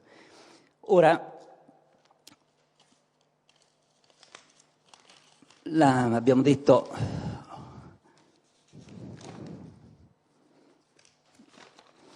queste sono delle notazioni che dovrebbero preparare allora il tema. Per quanto riguarda la sinagoga, che noi conosciamo, il Tempio Maggiore, vediamo,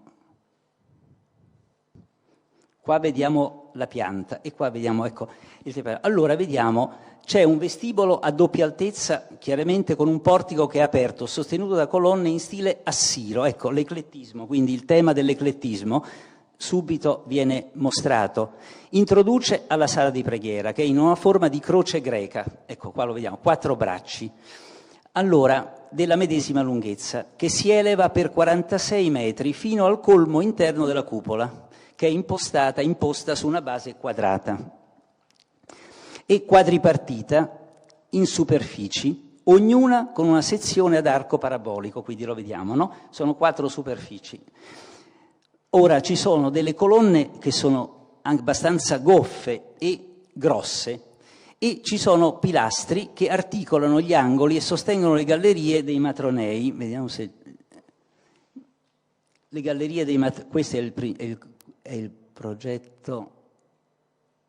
Ci sono le gallerie dei matronei. Questi nei bracci che sono incrociati a nord, sud e ovest.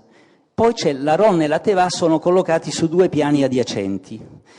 I pittori che erano Bruschi e Brugnoli hanno eseguito decorazioni con colori dai toni caldi, rappresentano da una parte arazzi sulle pareti e un firmamento stellato nell'intradosso della cupola, perché le superfici che sono in esse dipinte furono rese piuttosto brillanti e diafane, proprio trasparenti, per rendere più intensi i riflessi dell'alluminio, che è il materiale costruttivo adoperato per la cupola. Vi è anche un contrasto però tra la compressione del piano compatto e l'altezza notevole dell'interno, in corrispondenza della cupola, che non viene sostenuto da dettagli. Poi vediamo per esempio una forma di eclettismo, e noi vediamo, ecco, queste colonnine che appunto hanno un valore ornamentale, non hanno una funzione strutturale, per dire. Quindi è un altro dettaglio dell'eclettismo. Quindi lo stile, ecco, entriamo nello stile, si è sempre parlato di esotico. Lo stile quindi è un'impronta che mescola elementi romani, elementi greci, elementi assiri e poi viene talvolta poco notato, e egiziani. Vediamo tutto il profilo, gli stipiti, le porte soprattutto. Era persuasione di Costa e Armanni, che l'antica architettura ebraica, questo è chiaro, è scritto, fondesse lo stile e il gusto egiziano con quello assiro e che le ultime costruzioni, come il Tempio di Erode, riflettessero immagini, idee greche. Quindi tale stile poteva essere connesso a un periodo dell'arte romana perché gli artisti greci ne erano stati gli intermediari. Ora, nelle loro intenzioni non vi era alcuna volontà di procedere a una ricostruzione archeologica, perché erano coscienti che gli spazi degli antichi edifici non sarebbero stati adatti né avrebbero soddisfatto alle moderne esigenze di culto, ciò che era stato affermato poco prima dall'architetto Luca Beltrami a Milano nel suo progetto per la sinagoga di via Guastalla. Gli elementi assiro-babilonesi ed egiziani risultano soltanto nei dettagli ornamentali, che includono allora anche i capitelli delle colonne e molte modanature. Quindi potrebbe ciò essere inteso dagli architetti per produrre un edificio visivo preclassico, un effetto visivo proprio preclassico, quindi un edificio massivo con proporzioni alterate rispetto ai canoni. Nello stesso tempo questi architetti si volgevano alle tradizioni classiche e ponevano enfasi proprio sulla simmetria e su chiare partizioni costruttive come scale, entrate e percorsi e la cupola. Di fatto questo è il senso profondo della loro scelta costruttiva ed estetica, che quindi tale loro opera si coniugasse in modo armonioso e coerente agli altri monumenti di Roma. Nella guida del Touring Club del 1926, interessante, è stata redatta da uno storico come Venturi, e Venturi invece afferma proprio con chiarezza che la cupola del Tempio Maggiore stona col panorama, quindi già vediamo un giudizio del tutto differente a distanza di un ventennio. L'immagine complessiva comunque del Tempio Maggiore, allora, è molto più romana che esotica, mentre in Firenze vediamo questa sottolineatura, queste ripetizioni di canoni moreschi, insomma di architettura araba. In questo caso invece l'architettura ha una sua davvero firmitas molto romana, molto più che esotica. Nella loro precedente proposta di progetto, ecco questa è la precedente, no, questo è con la Marini, no. Nella precedente proposta di progetto, del 1889, c'era una maggiore fisionomia ed elaborazione architettonica costruttiva rispetto poi all'opera che è stata di fatto costruita. In ogni modo, questa grande sinagoga resta un monumento visibile di tante attitudini comuni agli ebrei d'Italia della prima generazione, cosiddetta emancipata, che ha potuto godere dei diritti civili e politici. Però ci sono alcune osservazioni da fare. Ecco, allora, in questo caso la pianta, 5 minuti, d'accordo. In questo caso, allora, la pianta che è monocentrica, il nostro Rav, che è qui presente, che io ringrazio perché addirittura è venuto, e nella prefazione, no, del libro sulla sinagoga mi ricordo che lui scrive proprio, forse è il peccato originale di questa costruzione, ma in realtà corrisponde a una scelta che appunto è stata fatta. Ci sono precedenti, per esempio a Sabioneta, no? Un esempio molto interessante, anche lì in quel caso c'è una corrispondenza, non è più la pianta bifocale, appunto come quella che conosciamo per esempio qui nel Tempio Spagnolo, che ricorda perfettamente le vecchie scole che sono andate distrutte. Ma perché la pianta bifocale nella tradizione ortodossa? Perché c'è una ragione anche proprio liturgica. Quindi la bimà oppure la tevà è la piattaforma sulla quale il Chazan o lo Shaliach Zibur, come si preferisce dire, officia e dove viene letta la Torah.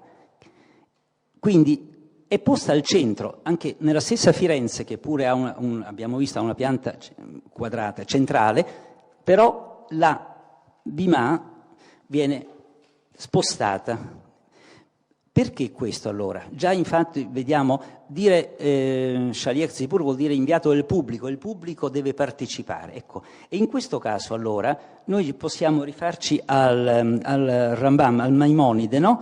Che nel Mishneh Torah e sulle Ilchot della Tefillah, nel capitolo 11, nel paragrafo 3, afferma che viene posta al centro perché tutti possano ascoltare chi vi sale per leggere la Torah.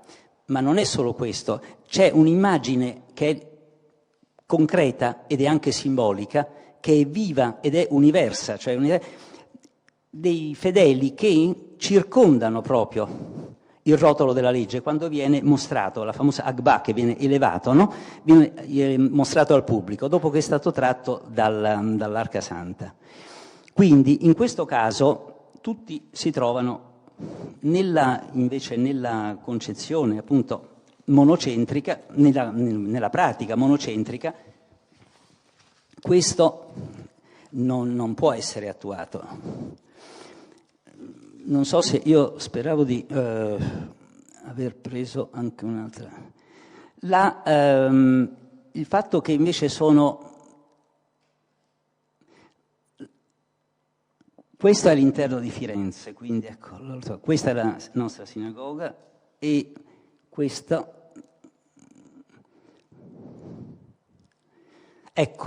è una chiesa interessante ed è la sinagoga, la basilica dei Santi Silvestro e Martino a Roma, all'interno. Ecco, vedete, anche qui il luogo dove viene officiata la funzione liturgica è elevato, separato, con 2 scalinate che sono laterali. Quindi è un modo differente di intendere. Io direi che ci sono l'edificio isolato. Per quanto riguarda l'area in cui l'edificio è collocato, allora l'area mostra proprio il manufatto che non viene regolato rispetto allo spazio simbolico e pratico che aveva distinto nei secoli la vita interna della comunità ebraica, cioè le 5 scole.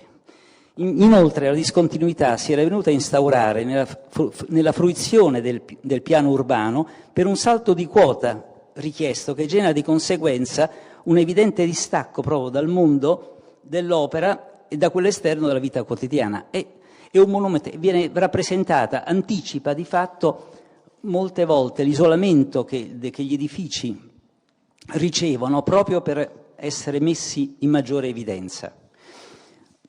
Ci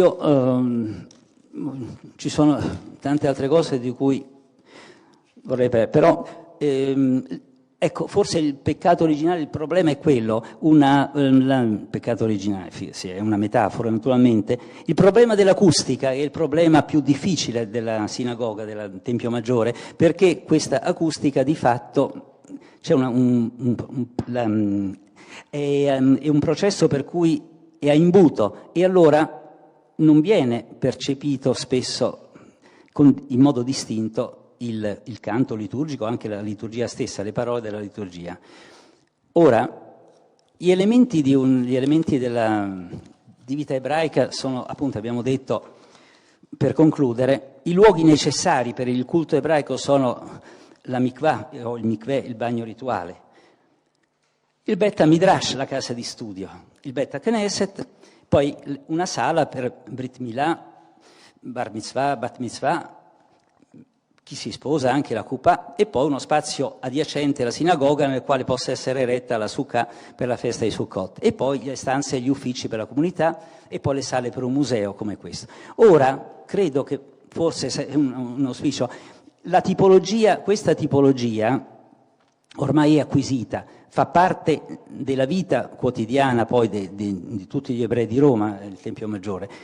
Si potrebbe però pensare forse, ecco, dedicare uno spazio in uno dei lati, in uno dei 3 lati restanti, uno spazio in cui si potesse aprire un Bet Midrash e quindi poter coniugare, quindi ritornare a quello che era l'uso appunto di coniugare alla preghiera lo studio quotidiano della Torah, e quindi lo spazio ci sarebbe, e sarebbe appunto forse una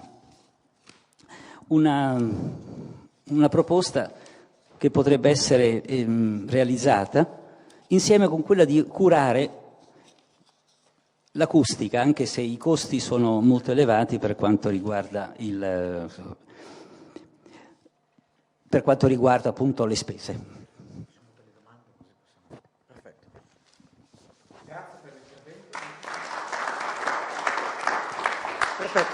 Penso ci siano ancora 10 minuti per le domande, quindi per approfondire forse altri aspetti o soltanto toccati brevemente dalla presentazione. Quindi prego, se ci sono domande o osservazioni sulla relazione. Prego. Là in fondo anche il nostro professore da Jaén. Vado io? Va bene, salve. Arriva. No, volevo riprendere la domanda iniziale dell'architetto Terracina, no? Che è una domanda che ci si pone da sempre, no? Rispetto all'architettura ebraica, l'esistenza o meno di un'architettura ebraica. Ma penso che sia una domanda che forse non riusciremo mai a arrivare al punto. Sicuramente ci troviamo di fronte a un'architettura per gli ebrei, no? Un'architettura che nel tempo ha risposto alle necessità religiose e comunitarie. Esatto. E che dopo l'emancipazione si possono esplicitare liberamente. E qui mi ricollego al secondo punto rispetto al discorso della ricerca di uno stile che allora veniva definito uno stile giudaico, no? E questa ricerca avviene nella libertà dell'emancipazione e all'interno di un'epoca contraddistinta, come diceva giustamente lei, dall'eclettismo. È una riflessione domanda, nel senso che è vero che la questione è una questione comune a tutte quante le comunità ebraiche, non soltanto italiane, ma sicuramente europee, per limitarci al contesto continentale. È però altrettanto vero che le scelte poi di fatto che vengono poi a realizzare i cosiddetti tempi israelitici sono scelte invece che hanno delle dinamiche totalmente locali, territoriali, determinate da differenze culturali, di cultura architettonica locale, e che alla fine anche si sviluppano attraverso decisioni che sono decisioni legate al gusto magari dei rappresentanti più importanti delle singole comunità ebraiche, o l'estro e anche la fama dei singoli architetti che riescono a imporre degli stili.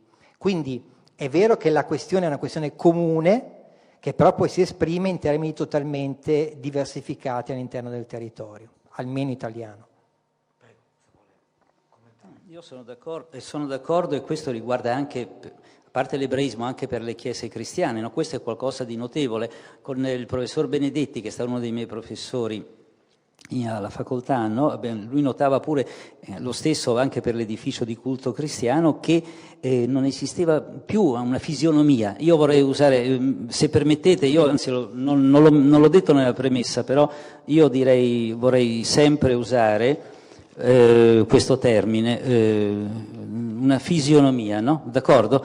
È un termine che si trae dalla geografia delle piante, della fitogeografia. Preferisco fisionomia che il termine identità, perché è un termine che proprio mi sembra che non mi sento di accogliere in alcun modo, no? Anche perché al di là dell'aspetto tecnico come la carta d'identità, però è un termine che non mi sento di accogliere in alcun modo. Quindi certo, allora, la fisionomia quindi allora dell'edificio di culto, no? Che assume elementi del tutto differenti. Per esempio, ecco, se per tornare a noi, al tema della sinagoga, per esempio abbiamo visto quindi nel Tempio Maggiore il luogo in cui si officia e si legge la Torah è separato e innalzato dal pubblico, no?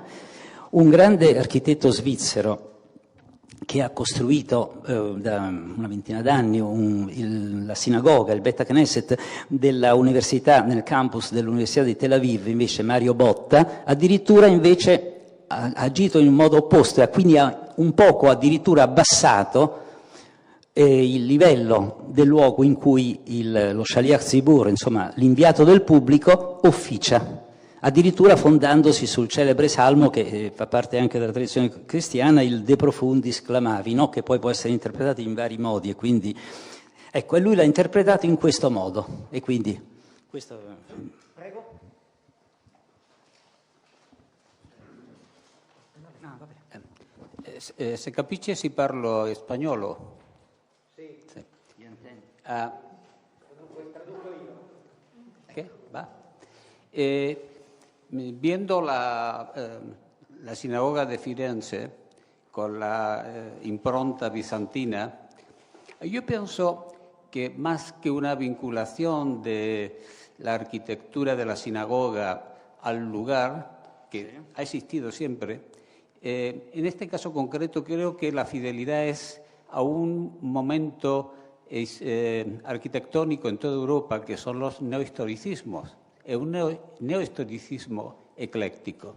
Y pienso que esa elección de la forma bizantina, oriental, con la mezcla morisca, lo que busca es distinguirse claramente de la tipología neohistoricista católica o cristiana que usa sistemáticamente el gótico, o en su caso el románico. Sería una identificación, porque pienso que la de Marsella, la sinagoga de Marsella, es similar a la de Firenze.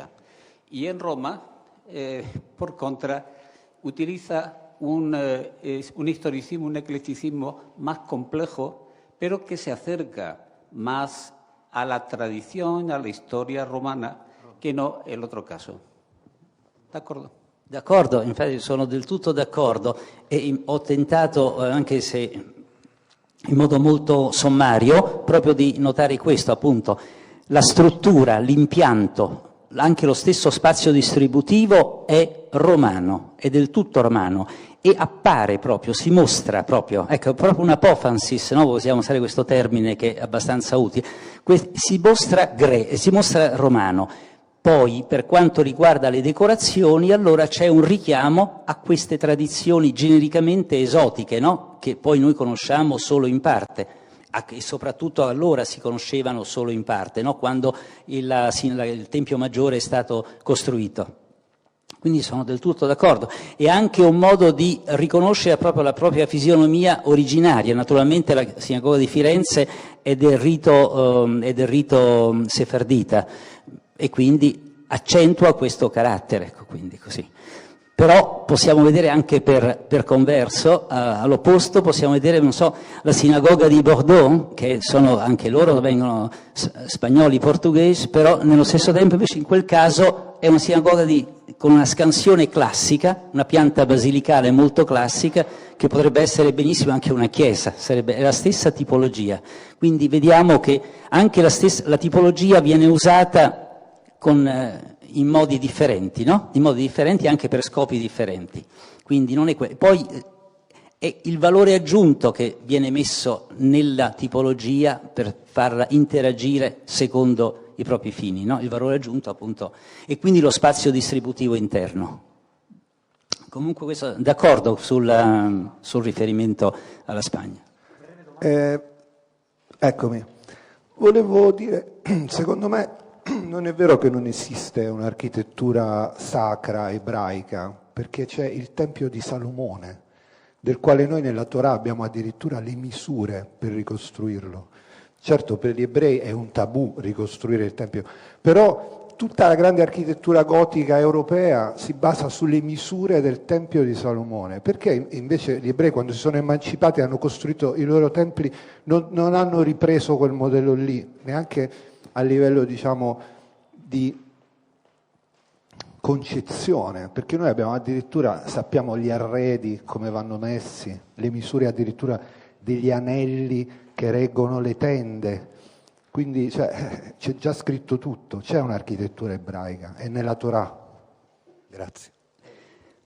Il Tempio di Salomone è stato costruito con materiale e con artefici, diciamo il termine è un termine più generale, non possiamo dire architetti in modo specifico, artefici che provenivano dal Libano, da una cultura quindi che non era specificamente solo ebraica, evidente, ma tanto più proprio perché era un tempio, quello era il vero tempio, il tempio.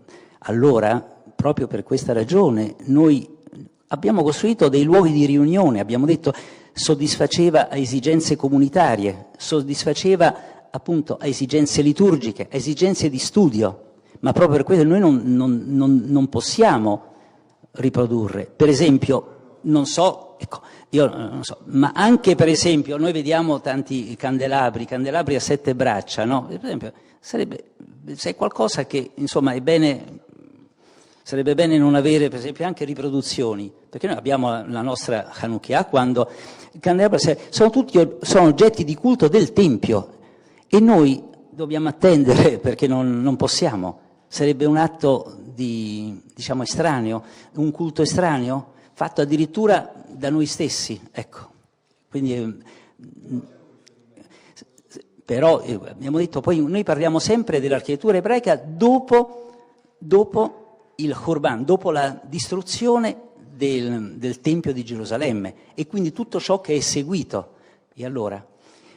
Poi l'architettura, abbiamo detto, l'architettura della sinagoga ha una sua sacralità, vogliamo dire, una sua kedushah, una sua distinzione e tuttavia, perché ho tentato di dire prima, e tuttavia superiore a questo è il luogo dove si studia, il Bet Midrash. Questo è stato sempre ripetuto dai nostri maestri, perché il Bet Midrash è il luogo in cui si formano anche le generazioni. Quando siamo stati perseguitati, i nostri più intelligenti carnefici, nemici, ci hanno sempre distrutto il Talmud, no? Sappiamo cosa è successo a Parigi, dove hanno bruciato le casse di contenti. E quindi lo studio, massimo rispetto per la preghiera, ma quando sia integrata allo studio, perché lo studio ti porta ad agire. Quindi lo studio e l'azione. Quindi, per quanto riguarda appunto, io vi ripeto, potrei dire, non abbiamo più tempo, quindi non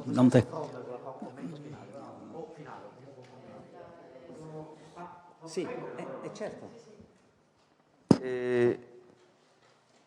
Dunque, la Bibbia ci dà le misure del Tempio di Salomone, però al di là delle misure, quali fossero i suoi elementi decorativi, cioè, è interessante, la Bibbia ci dà tutte le misure, ma non ci dà mai una figura, ok? E quindi questo è interessante, per cui su molti aspetti possiamo semplicemente immaginare quali fossero i modelli. Poi non c'è stato soltanto il Tempio di Salomone, c'è stato il secondo Tempio che poi è stato restaurato da Erode.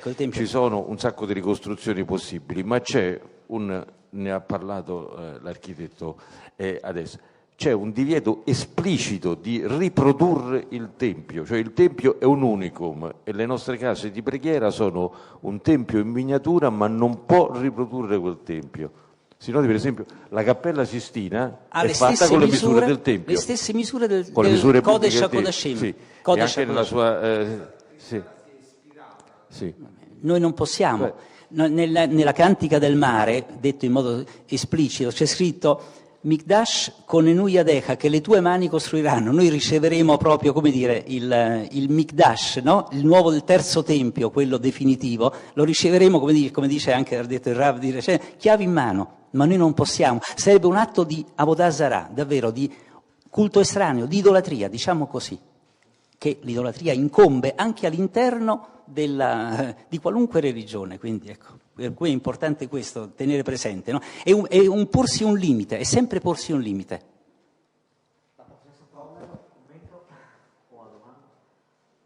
Sì, grazie. Piuttosto una curiosità che riguarda piuttosto i meccanismi di decisione. Lei ha mostrato diversi progetti e mi pare anche di diversi architetti, quindi si trattava eventualmente di un concorso di architettura. Sì. E poi la seconda domanda, anche di un progetto abbastanza definitivo, lei ha mostrato anche diversi disegni, come diciamo fosse stata una genesi. Sì. E questo mi pare è un punto molto interessante. Si sa qualcosa su questa genesi dagli archivi? Ad esempio, quale è stato il ruolo della comunità ebraica? Perché spesso abbiamo committenti che loro dicono ci piace tale modello, un'altra sinagoga che abbiamo già costruito, che si è rivelato molto efficace sul piano funzionale. Così esce fuori un dialogo con l'architetto che può essere molto interessante per capire come le decisioni gradualmente si sono definite. Certo, sono queste fasi proprio di sviluppo, no? Queste fasi di sviluppo che, appunto, ma è tutto ben documentato. Io personalmente, anch'io a casa ho fotocopiato tutto questo quando ho scritto l'articolo comunque nel libro sul Tempio Maggiore è tutto ben documentato, poi chi voglia ancora di più può approfondire. Comunque ci sono tutte le varie, c'è il progetto di Muggia, un progetto interessante, no? Che poi per ragioni anche economiche, certo, e poi per ragioni economiche, quindi è così, certo. Ma noi pensiamo in Italia, ecco, l'Italia appunto post-unitaria, abbiamo la Mole a Torino, che poi appunto abbiamo la sinagoga di Firenze, abbiamo quella di Roma, quindi c'è sempre stata questa grande varietà, no, al nostro interno. E comunque se noi prendiamo anche un repertorio di sinagoghe in Europa, vediamo che quelle costruite in Lituania o in Polonia proprio corrispondono a modelli addirittura rurali soprattutto quelle chassidiche, ecco, quindi ci sono varie opzioni, ancora oggi è così, quindi oppure addirittura da un esilio all'altro, la grande è monumento nazionale, la grande sinagoga di Londra, che è la più antica, no, di Bevis Marks, riprende è una piccola sinagoga di Amsterdam trasferita nella City, quindi è così, è una contaminare, appunto, come diceva il nostro Rav, appunto, non è solo diventare impuri, ma in realtà è proprio è un nesso, ecco, è proprio, si potrebbe dire, proprio costruire questi legami, no? Che si rincorrono, è come un dialogo a distanza, nei tempi, è un po' come il nostro Talmud, no? Alla fine noi parliamo con i maestri che hanno parlato tra di loro e ogni generazione si rinnova, e questa è la potenza dello studio che i nostri persecutori hanno sempre tenuto molto presente, questo. E allora? Sì, no, più che una domanda è proprio, diciamo, a concludere quello che aveva chiesto adesso la professoressa Frommel. La cosa importante è che i due architetti, Costa e Armani, non erano ebrei. No.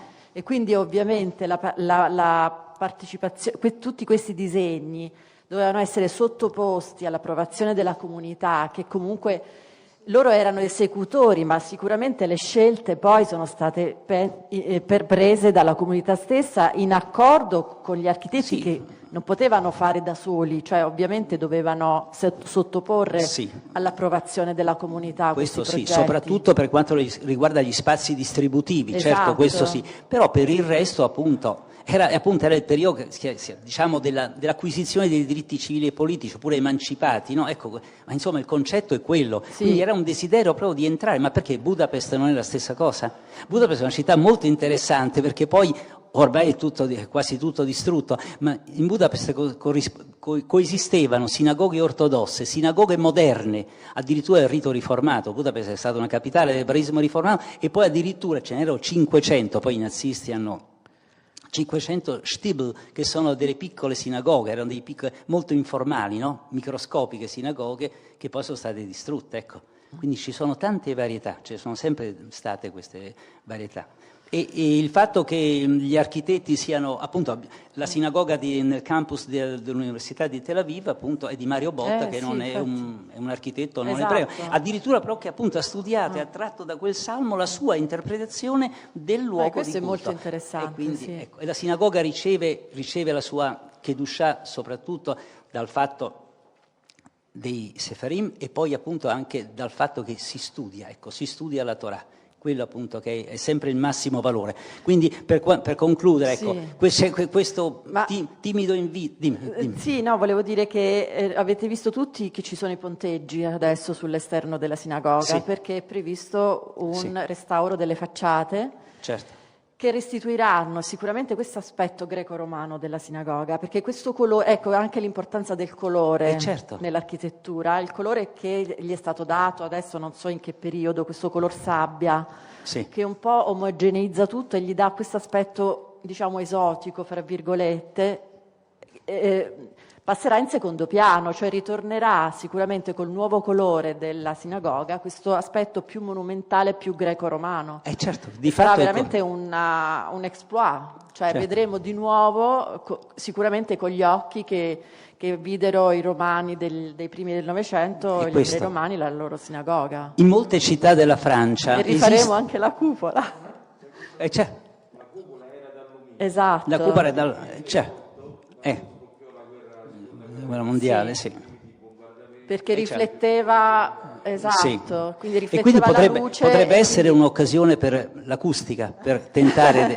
Questo è stato un invito esplicito. No, io non sono ingegnere acustico, però ci terrei...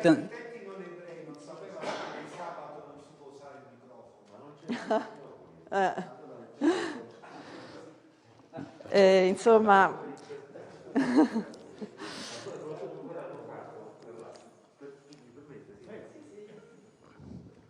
Tra l'altro questa sinagoga nasce con uno spirito già molto moderno e quasi riformato, nel senso, come ho spiegato, questa pianta bipolare che scompare, c'è una pianta monopolare.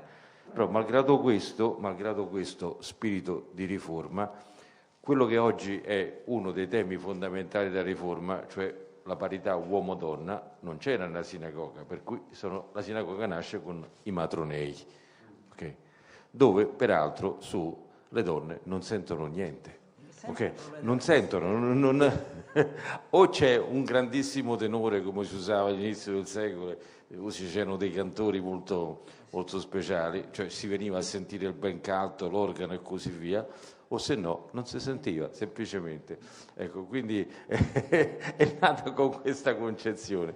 Le ricerche acustiche che sono state fatte non si sa come si potrebbe aggiustare dal punto di vista acustico e si rischia di spendere una quantità enorme di soldi senza riuscire ad arrivare a un risultato. L'unico sarebbe completamente coprire tutto quanto a livello del matroneo, cioè mettere tutto sotto, fare 2 piani di sinagoga e forse la voce arriverebbe, però dimezzeresti la capienza e la monumentalità.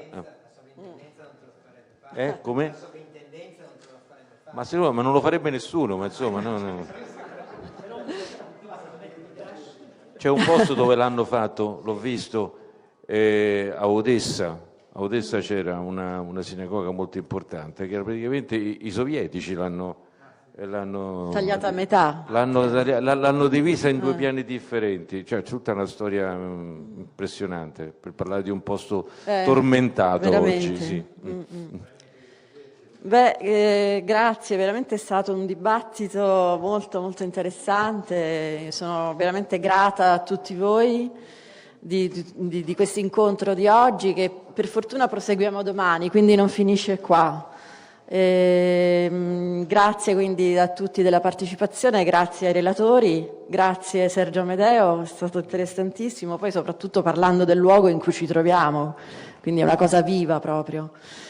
Benissimo, allora grazie Mattia Guidetti per il tuo aiuto e ci vediamo domani mattina alle 9. Non qui, sì, ovviamente tutti sapete che dobbiamo andare in biblioteca qui a via dei Funari, ingresso a via dei Funari.